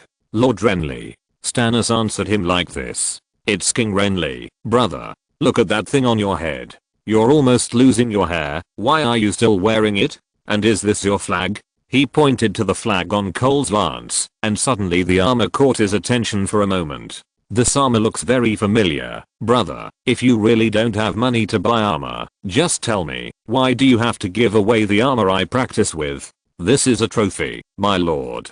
Cole responded. Renly shook his finger. It doesn't count, unless you can beat me in the lance tournament. But whose banner are you flying? My own. Stannis said. Your Majesty's emblem is the flaming red heart of the Lord of Light. The red woman followed. It's easy to distinguish on the battlefield, isn't it? Renly looked at the flag curiously. It's better not to fight the war. The three of us should work together to discuss how to deal with the common enemy.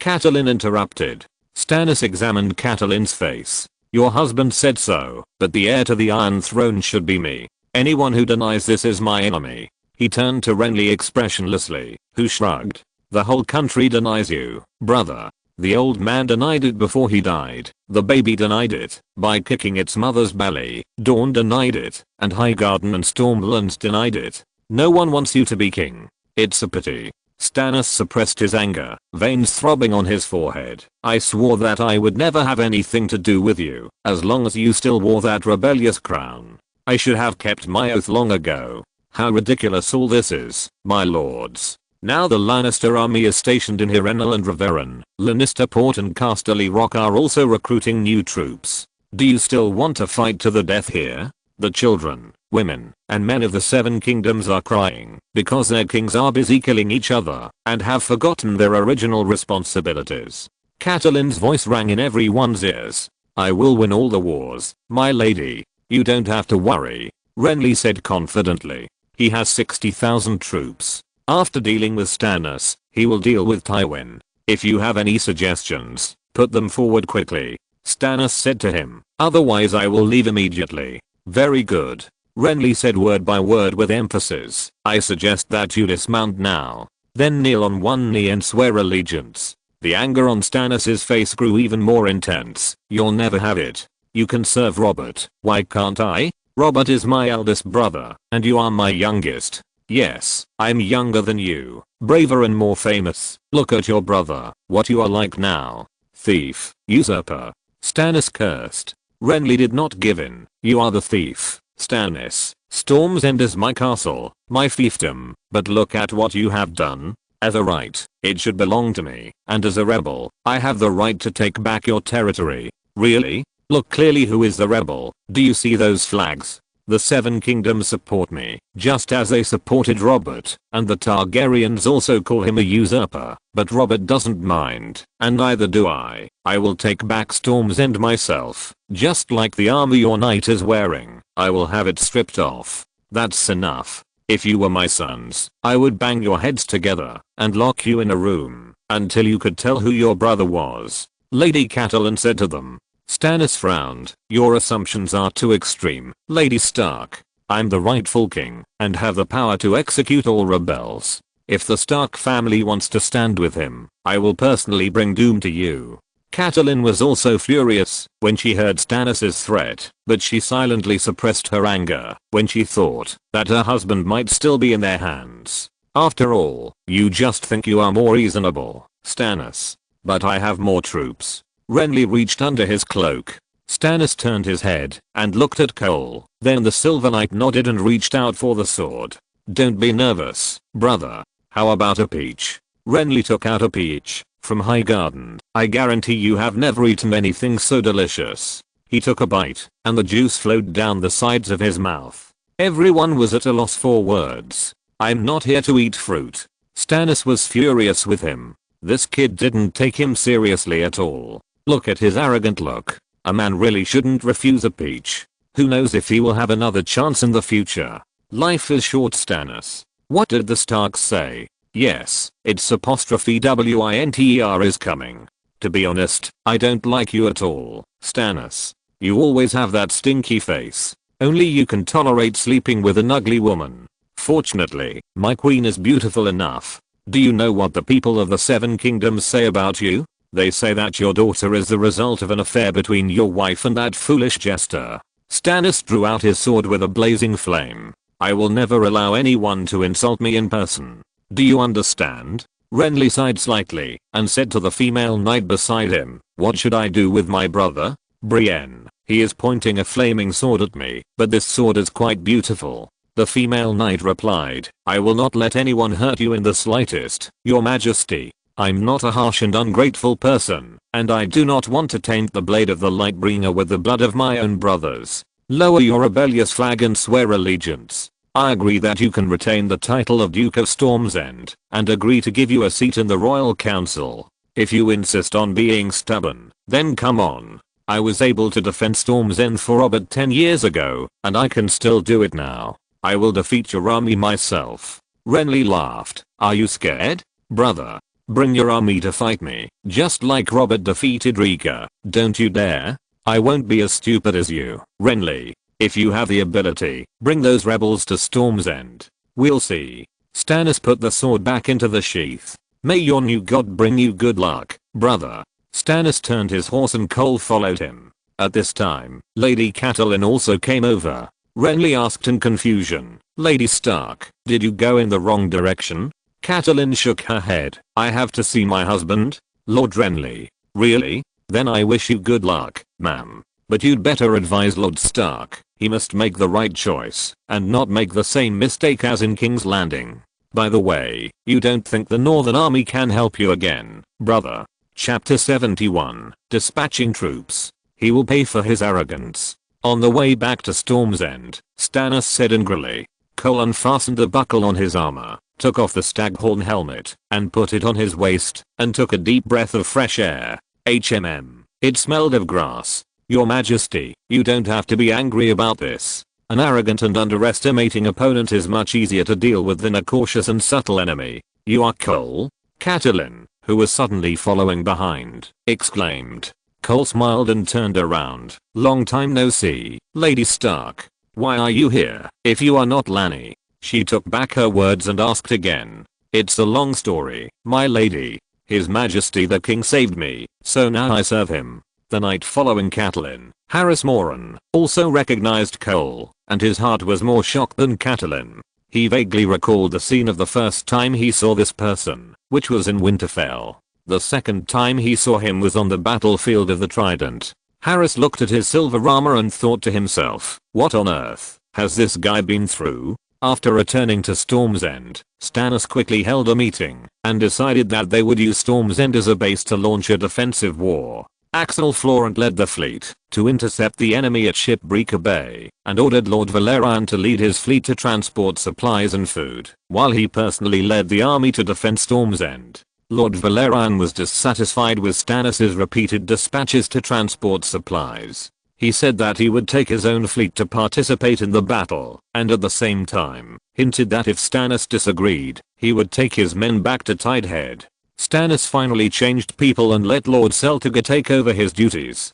During the meeting, a group of princes and knights found that Sir Cole Julius was not entrusted with any responsibilities, and the original commander of the city defense was taken back by Stannis. Some people were gloating over this. The Silver Knight sat in the meeting room with a normal expression, and did not make any suggestions. He came to the study room after the meeting was over. Melisandre, the red-robed woman, Axel Florent, the king's brother-in-law, and several other members of the small meeting also slowly entered and sat around a table. Except for the Maesters Pylus and Cole, almost all those sitting here were members of the Queen's party. My lords, an evil and powerful force is awakening, and the long night is coming. Only the Lord of Light can bring us dawn and salvation, and only the Son of Prophecy can lead us out of the darkness. The war is about to begin, and brave men, you will be the horn before dawn and blow the song of victory. I wonder who among you can take on this important task? Melisandre stood up.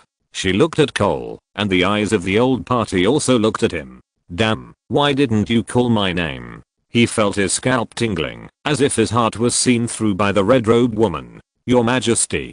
He turned to Stannis. According to the news I have heard, the enemy's army seems to be marching quickly, and their food and baggage are all in the rear. You can send a cavalry to intercept them in the Kingswood and the Rose Avenue.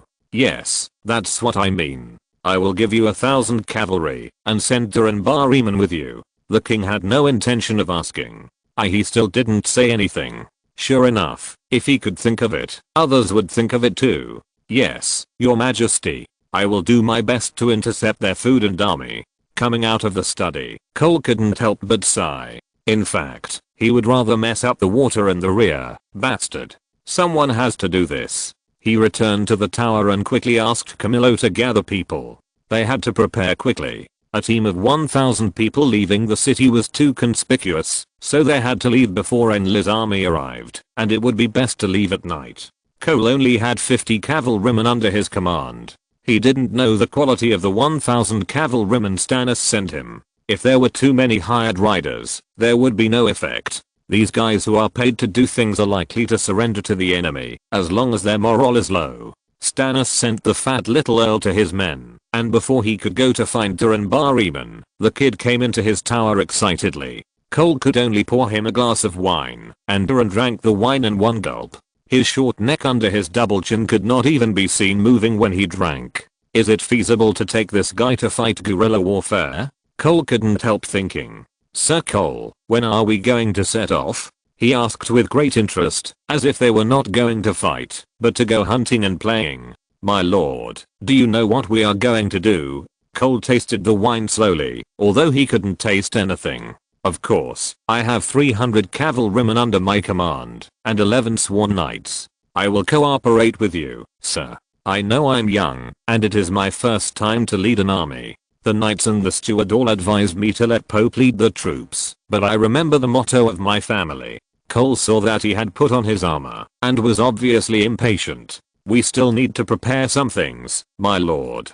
Cole went to the parade ground to receive the cavalry sent to him by the king. There were 800 cavalrymen, 400 of whom were Stannis' personal troops, 200 of whom were composed of knights leading their own lord's troops, and 200 well-armed free riders. The number of people was a little more than the king promised. This should be all the strength of Stannis. If he wanted to fight a decisive battle with Renly, he could probably only rely on this cavalry. It seems that he really wants to gamble on himself. Does he think he can lead these people to defeat Renly's 60,000 troops? Leading the king's personal army was a knight named Geoffrey Florent, who was from the queen's family Florent. Lord Julius. Geoffrey saluted and greeted. Cole inspected the cavalry regiment and then began to assign tasks. A cavalry regiment of 1,000 people could not just ride away on horseback, as there was a lot of logistics behind them. He handed the free riders to his deputy Camillo to lead, and at the same time, he assigned 20 of his personal guards to Camillo's men, ordering each of them to lead a team of 10 people and set out first as scouts. Cole spread out the map. The scouts would set out from two directions, one to enter the Royal Forest and the other to enter the Dawn Mountains. Their goal was to explore the way, and eventually the two scouts would meet at the intersection of the Wend River and the Lambun River.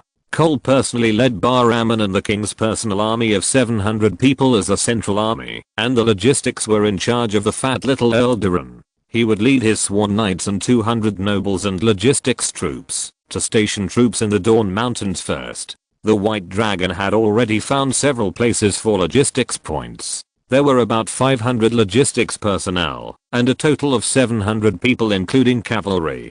Before leading the army to attack, Cole asked to see Stannis. He suggested that he could form an alliance with the North and Dawn. Now the area around Highgarden in the south is empty. If Dawn is willing to make an effort, it will have the effect of surrounding Welly to save Zao. Eddard Stark has been in a very bad state recently. He did not fall down during his days of wandering. Instead, he fell on the Maester's bed. Now he is unconscious and awake, which makes people worry. Cole knows the grudge between Dawn and the Baratheon family. The Dawn side also put the blame on Robert and Baratheon for killing their princess. But don't you see, the real murderer Lannister sent a princess over, and the relationship with Dawn eased instantly. Of course, this kind of easing does not mean that the past is really forgiven. The political means and vision of the Prince of Dawn are extremely high, and his means of revenge must be subtle and silent. Cole can feel that Dawn is keeping a low profile and they are waiting for the opportunity.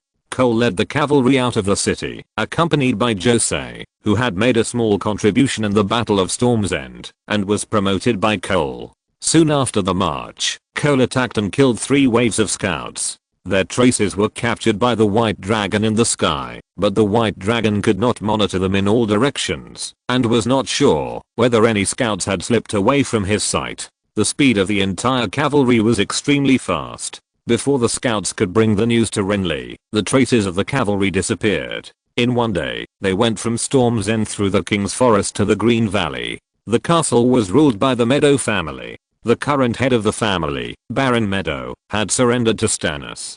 Before this, he was the deputy of the acting Lord of Storm's End. After Ser Courtney Penrose was killed, he quickly knelt down and pledged his allegiance. Baron Elwood Meadow was now under Cole's command. Cole led his troops to the castle. The castle was connected to a bridge across the Lambourne River. Before the garrison at Bitterbridge made any movement, Cole planned to station troops there and use the White Dragon to observe the enemy's movements. Over the past 2 months, the White Dragon's wings and scales have become stronger and can fly higher. The castle will temporarily provide them with food and grass. After Cole entered the castle, he immediately took over the city defense and sent all the defenders of Green Valley City to collect food and grass. Although this made Baron Meadow very dissatisfied, Cole was really worried that the Baron would directly become a traitor after seeing Renly's army. After Renly was sure that his brother Stannis would not fight him, he quickly ordered the garrison of Bitterbridge to march to Storm's End. He himself only brought 20,000 vanguard troops in Bronzegate City, most of which were cavalry. There are still 40,000 garrisons in Bitterbridge, almost all of which are infantry and logistics. Although the rear army has more people, the combat power is almost concentrated in the 20,000 people taken by Renly. The charge of armored cavalry against infantry is absolutely crushing. You must know that the so-called infantry here is not the kind of infantry wrapped tightly in armor, with swords hanging from their waists, holding steel spears, and carrying javelins. Instead, it is a pitchfork peasant who doesn't even have armor. Even the cavalry could hardly be fully armored, let alone the infantry. The neatly armored charge in the game was a lie. It was extremely difficult to arm 100 people, let alone tens of thousands. Renly should have about 1,000 armored cavalrymen, while Stannis had less than 300 armored cavalrymen, most of which were now given to Cole. Cole then settled in Greendale City, seemingly no longer paying attention to the earth-shaking war outside, and occasionally sent cavalry to intercept and kill scouts coming here. He didn't know that he had been scolded to death in Storm's End. Renly attacked the city so peacefully, and no one disturbed him when he cut down trees and built equipment. While the city walls of Storm's End were in full swing, on the Rose Avenue, a huge convoy began to head north, with a scale of nearly 10,000. When the leading carriage had reached the middle reaches of the Lambourne River, the carriages at the end began to set off from the Bitterbridge camp. There had been a series of convoys passing by before, and under the escort of the army, all arrived safely at the Bronzegate City. A pair of eyes in the sky followed the convoy closely, and in Green Valley City on the other side of the river, a silver-haired figure drew a few crosses on the line on the map. Chapter 72 Attack. Sir Florent. Baron Meadow called to the captain of the guards who was approaching. The king's armored cavalry were all under his command. Geoffrey Florent paused. Sir Meadow. He had just come out of the tower, and was feeling a little indignant. Sir, we have been in the castle for 5 days. I still remember the mission the king assigned to us, but look. Baron Meadow looked into the tower. My soldiers brought news that large numbers of people were walking across the river. But what is our general doing? I have already advised him, but our Lord Julius seems too busy. His eyes flashed with disdain. He is busy with his painting and brewing. I think he should not be a knight, but a painter and a brewer. Sir Florin. Meadow motioned him forward slightly, and the two walked to a hidden corner of the castle. Do you think we can win this battle? The Baron asked the knight. Stannis trusted him so much, but what did he do? He occupied the castle, and refused to leave, and asked people to collect wine for him. You know, the wine that even beggars don't drink, but our Lord Julius accepted it all, just like his lowly status. Baron Meadow continued.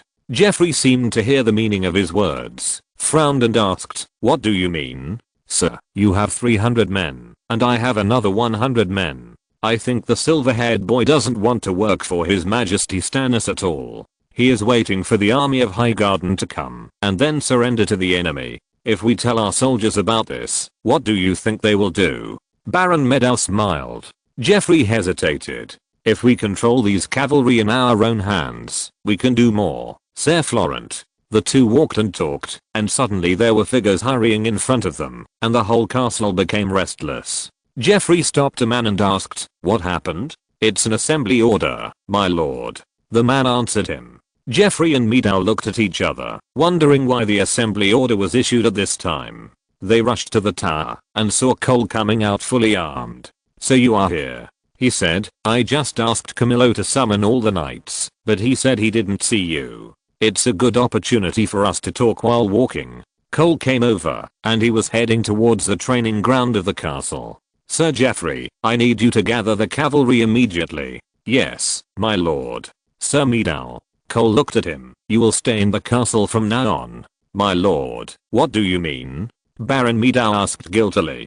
Do you think my number is too small to be of any use? No, you misunderstood, sir. The next battle still depends on you. Baron Meadow looked at Cole's back in confusion, but he decided to defend the city. Anyway, Renly's army had no energy to take care of his castle, and he was happy to have some free time. When the battle was about to end, he would find the victorious side to surrender. Wouldn't that be wonderful? When he reached the parade ground, Cole looked up at the sky, seeing the fish scale-like clouds. It shouldn't rain tonight. He turned his eyes from the sky to the parade ground. In this era of frequent wars, the parade ground was a necessary building in almost every castle. A wide open space of dirt was now crowded with people walking around. It looked extremely chaotic, with the neighing of horses and the clash of armor. Cole found his horse in the stable. His guards had been waiting there for a long time.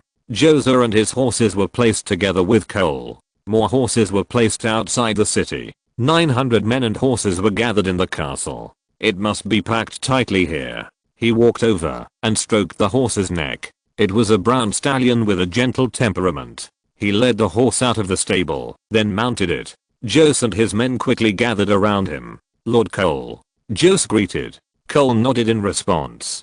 Jose rode in front to lead the way, and the cavalry slowly stepped out of the gate of Green Valley City and joined the main force outside the city. A whole team of cavalry took action, and the smoke and dust raised were chaotic. The young Baron Elwood Meadow watched the traces of the cavalry disappear at the end of his sight. This Sir Julius kept silent about his plan, and people said that he was Lanny on the battlefield. In the story, Lanny cheated Casterly Rock from the Casterly family with wisdom without using a single sword. But Meadow almost knew what he wanted to do. Leading the cavalry was nothing more than harassing the enemy on the other side of the river. He saw the pictures drawn by Cole. For a person who grew up on the Bran River, it was really familiar. You can't win a battle with drawings alone, otherwise what are knights for? The person in charge of the station at Bitterbridge is Mace Tyrrell, Duke of Highgarden. People jokingly call this Duke Inflatable Fish Lord.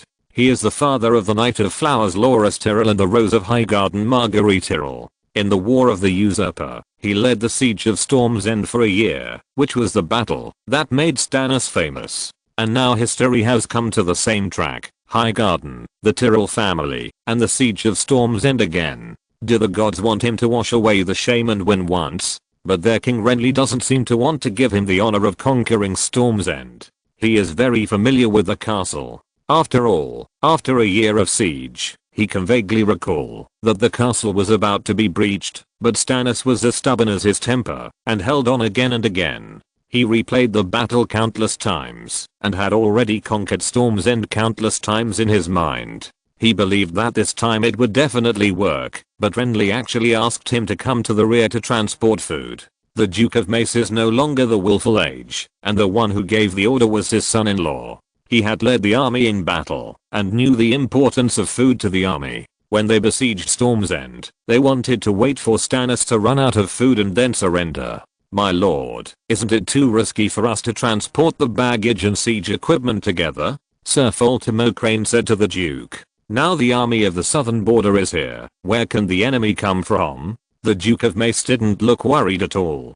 He led 5,000 people to escort the convoy, of which 2,000 were Highgarden cavalry. Faltimo, after Renly takes down Storm's End and King's Landing, I will nominate you as the commander of the garrison of King's Landing. This knight has been with him for so many years, and has been a coach in Highgarden. He is a person that Mace trusts very much. His son is the King's Rainbow Guard, and is deeply trusted by the King, and his daughter is the King's Queen. It is not difficult to imagine that Westeros will enter the era of the Tyrell family next. Where are we going? Mace asked suddenly. We're almost at the Royal Forest, my lord. Faltimo looked at the green forest in the distance. Mace suddenly laughed. Randyll Tully suggested that we use ships to transport food from the Lamborn River to prevent enemy cavalry from attacking our convoy on the road, thus reducing our losses. Maybe, Earl Tully. I know he is always good at leading an army. He wants to drive the fleet from the Lamborn River into the Wender River and then into the Blackwater Bay.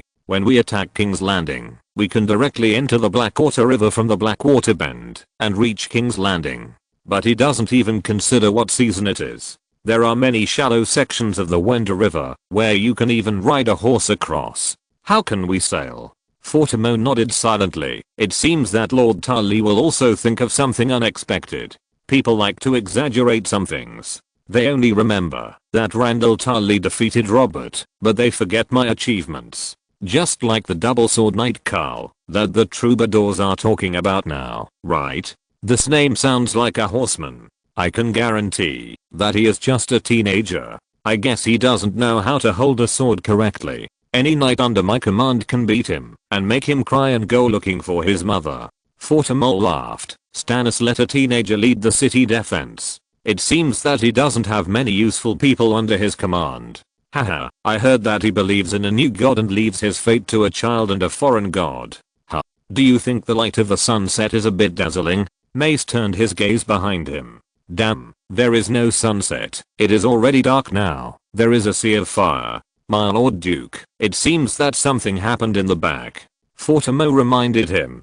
Damn, what's going on? Mace cursed, and he asked the knight beside him, who is in charge of patrol. It's Sir Mars Melendel. The knight answered him. The guy who trains monkeys? The one who trains monkeys is Sir Mark Melendel, my lord. I don't care which Melendel he is. I just want to know what happened in the back. Mace said angrily. Soon someone brought the answer to the Duke of Highgarden. Their convoy was attacked. Mace asked Sir Faltimo to lead the cavalry to support, but when they arrived there, they saw only a mess. Countless baggage scattered all over the ground, the bodies of slaves and soldiers everywhere, and burning carriages. What?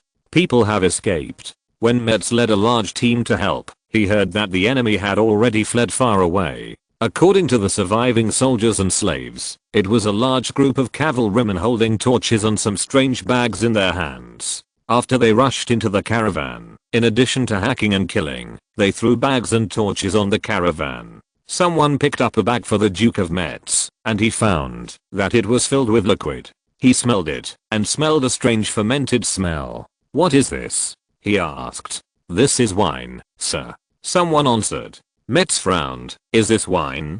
Oh no, sir. The patrol reported that there is an enemy attack from the rear. Before anyone could answer him, news of the enemy attack came again.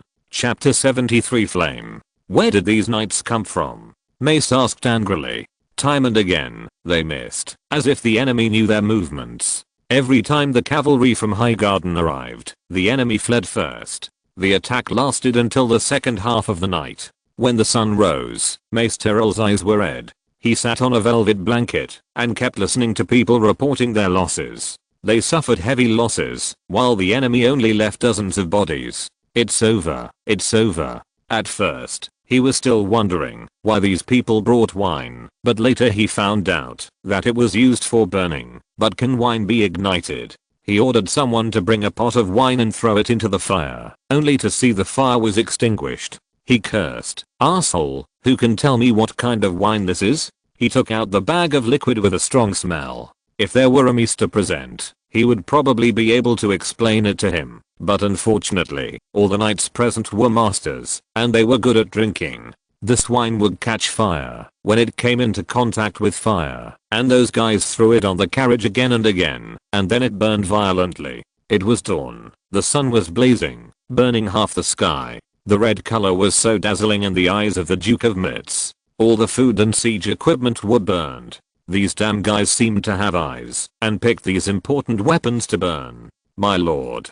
Fatimo rode over with a bitter face. He led his knights to put out fires everywhere, and he worked hard all night. All our food was burned. What did you say? Metz's eyes widened. This was the food for tens of thousands of people. Just gone. In his opinion, even if the wheat was used to pave the ground, it could be paved from here to King's Landing. My lord, our food is barley and rye. A fire can burn a cart. Now is not the time to discuss the loss. Metz must gather people quickly and not let the remaining baggage be burned again. He sent out all his knights, asking them to abandon the burned carriages and gather all the convoys together. The long snake-like convoy was compressed into a small piece, just like a greedy snake, that was finally raised and became short after hitting its head. Such a march slowed down the convoy. The knights led a large group of people to patrol back and forth. In addition to food and siege equipment, the convoy also transported a large number of armor and baggage. These were not damaged too much. Food could be collected on the spot, and equipment could be cut down and rebuilt. Mace comforted himself in this way. His king's son-in-law should not make things too difficult for him. Although he was to blame for the loss this time, who would have thought that the guerrilla cavalry that had been invisible would suddenly appear at this time? Before transporting this material, he had sent out a lot of transport teams first. Judging from the response, it seemed that the Rose Avenue was safe. There were neither Stannis' troops nor enemies from King's Landing. This made him dare to gather the baggage and transport it with confidence. He was already cautious enough. Bitterbridge was not far from Storm's End. That night they walked into the royal forest. Lord Metz, who had ridden for a day and a night, was already exhausted. He asked the servants to set up a tent and rested there, and asked Sir Fortimo to lead the knights to continue escorting the caravan. He was lying in the tent and sleeping in a daze. In his dream, he was surrounded by flames, and countless flames came from all directions. Suddenly he was awakened and saw a bright light outside the tent. The Duke of Metz jumped out of bed and walked out of the tent in a velvet robe. At this time, the servant rushed into the tent and bumped into him. The Duke cursed, "Why are you in such a hurry? Lord Duke, fire, fire." The servant hesitated for a long time and couldn't say it clearly. The Duke of Metz pushed him away and walked out of the tent. In an instant, his eyes widened and he fell to the ground with a plop. In front of him was endless flames, and the flames shot up into the sky, illuminating the whole world like the sun. A knight rode up in a hurry. "Lord Tyrell, our convoy was attacked." Mace walked over in anger, grabbed the knight, and pulled him down. "Why were we attacked? Didn't I ask Fortimo to be prepared? They first sent a large number of cavalry to harass, and Sir Fortimo led a large group of people to chase them." Mace knew the result without thinking. Fool, this damn idiot. Why did he fall for such an obvious scam? Mace gritted his teeth in hatred. "Lord Duke, let's go quickly. The fire is burning here." The knight was still advising. Duke Mace shouted to his servants to bring the horses. He didn't even have time to put on his armor. Under the protection of a group of cavalry, he evacuated towards the Bitter Bridge. Sir Fortimo led a large group of Highgarden cavalry to closely chase the troops in front. Do these people think they can sneak attack again? That was too much of an underestimation of Fortimo Crane. This cavalry had about 500 men and was well armored. They were no ordinary troops, but I still had the advantage. When I was about to catch up, someone shouted, "Look behind, look behind." There was a fire in the back, and Ser Fortimo turned around suddenly. It was their convoy. He was shocked, and thought to himself, oh no. He was deceived. In order to chase this cavalry, he had brought out almost all his cavalry, but there were still at least 2,000 infantry. How could they be attacked so easily? Sir, should we still chase them? The knight beside him asked him. Fortimo looked at the flames behind him, which were like a monstrous beast. His lips were almost bitten to bleed. He squeezed out a word from between his teeth. Chase. Destroying this cavalry was his chance to make up for his mistakes.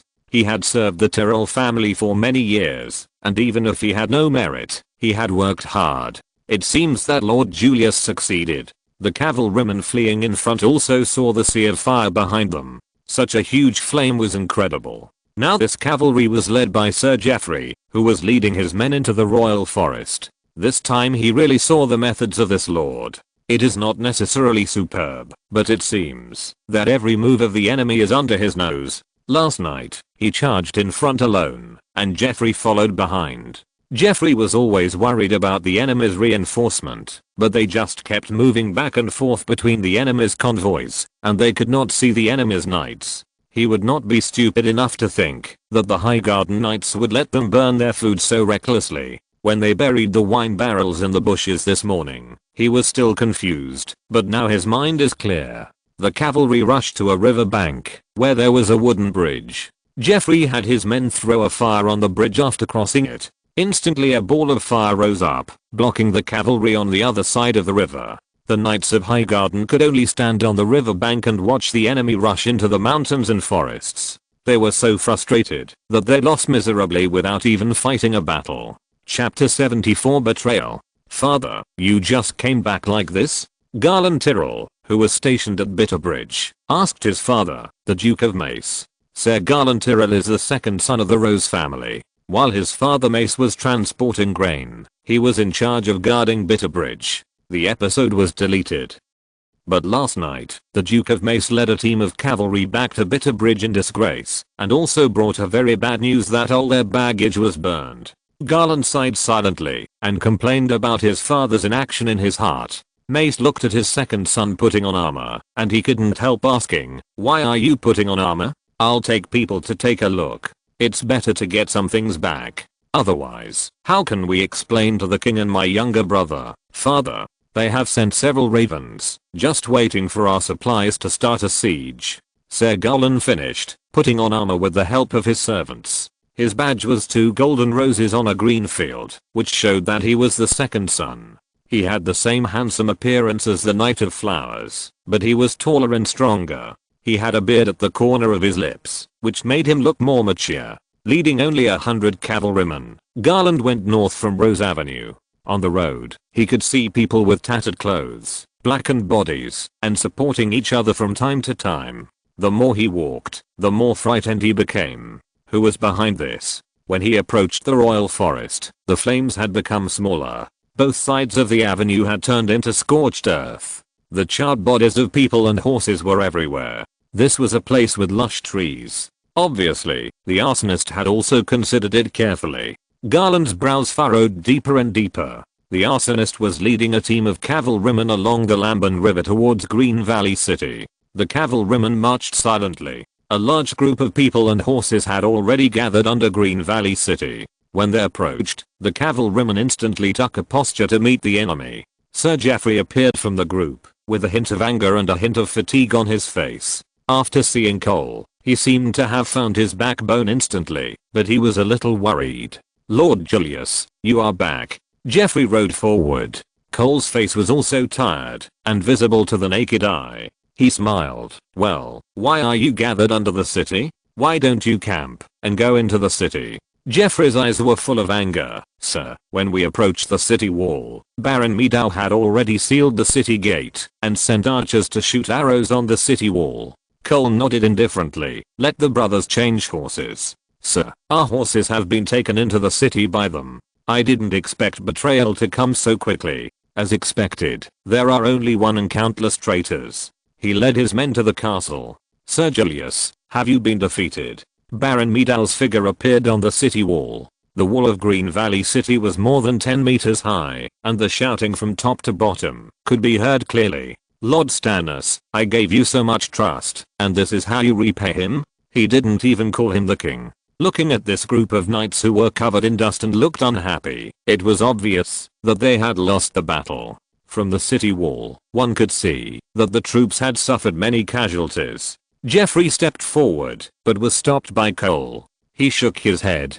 Sir Meadow, are you going to break your oath to His Majesty Stannis? Cole asked on the city wall. You can't represent the king, my lord.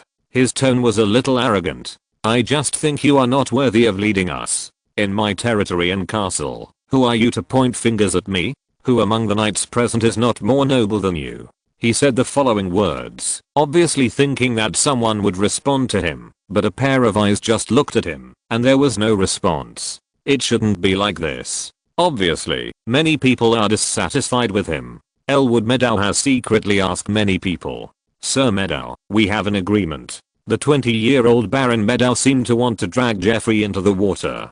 Joffrey said angrily, Earwood Meadow, I will not associate with a traitor. I did have some misunderstandings about Lord Julius at the beginning, but I'm loyal to His Majesty the King. I will serve whoever the king orders me to obey. Sir Meadow, if you don't return our horses and supplies, then I can only tell His Majesty that you have defected to Renly. Cole shouted. I believe Lord Stannis will distinguish right from wrong. Cole Julius, you should think about how to explain your failure to him.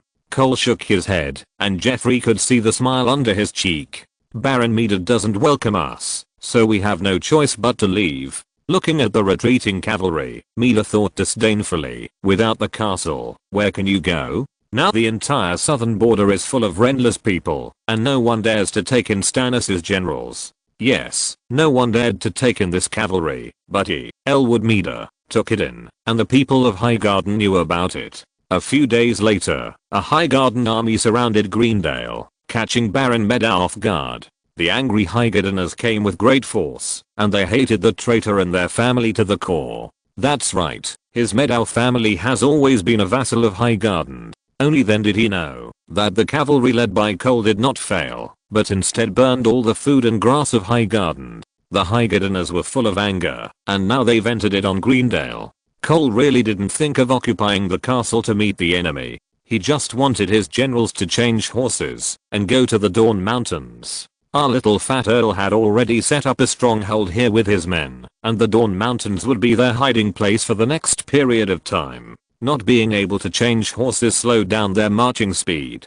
Fortunately, the Highgardeners thought they had entered the castle of Greendale. When the Highgardeners broke through the castle, they did see a lot of horses. Baron Meadow was sent to Storm's End as a criminal. Now that the culprit has been caught, Maester Tyrell can give an explanation to the king, although the culprit has been denying it. When Cole led his troops to the stronghold, they were greeted by the fat Lord Durin Barremon. He wrote a letter and had it delivered to Storm's End. Although Renly's army has surrounded the castle, the waterway is still in Stannis' hands. The news reached the two deer at the same time. The people of Storm's End were naturally excited, which undoubtedly greatly relieved their pressure. On Renly's side, all the lords were silent. All their preparations were complete, and they were just waiting for the food and supplies to be transported, so that they could launch a strong attack on Storm's End. But something went wrong at this most critical link. The moment the army set out, they could no longer look at them as serfs.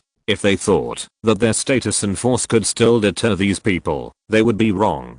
Without food, they will face serious problems. Soldiers' defection is acceptable, but if they rebel, that would be bad.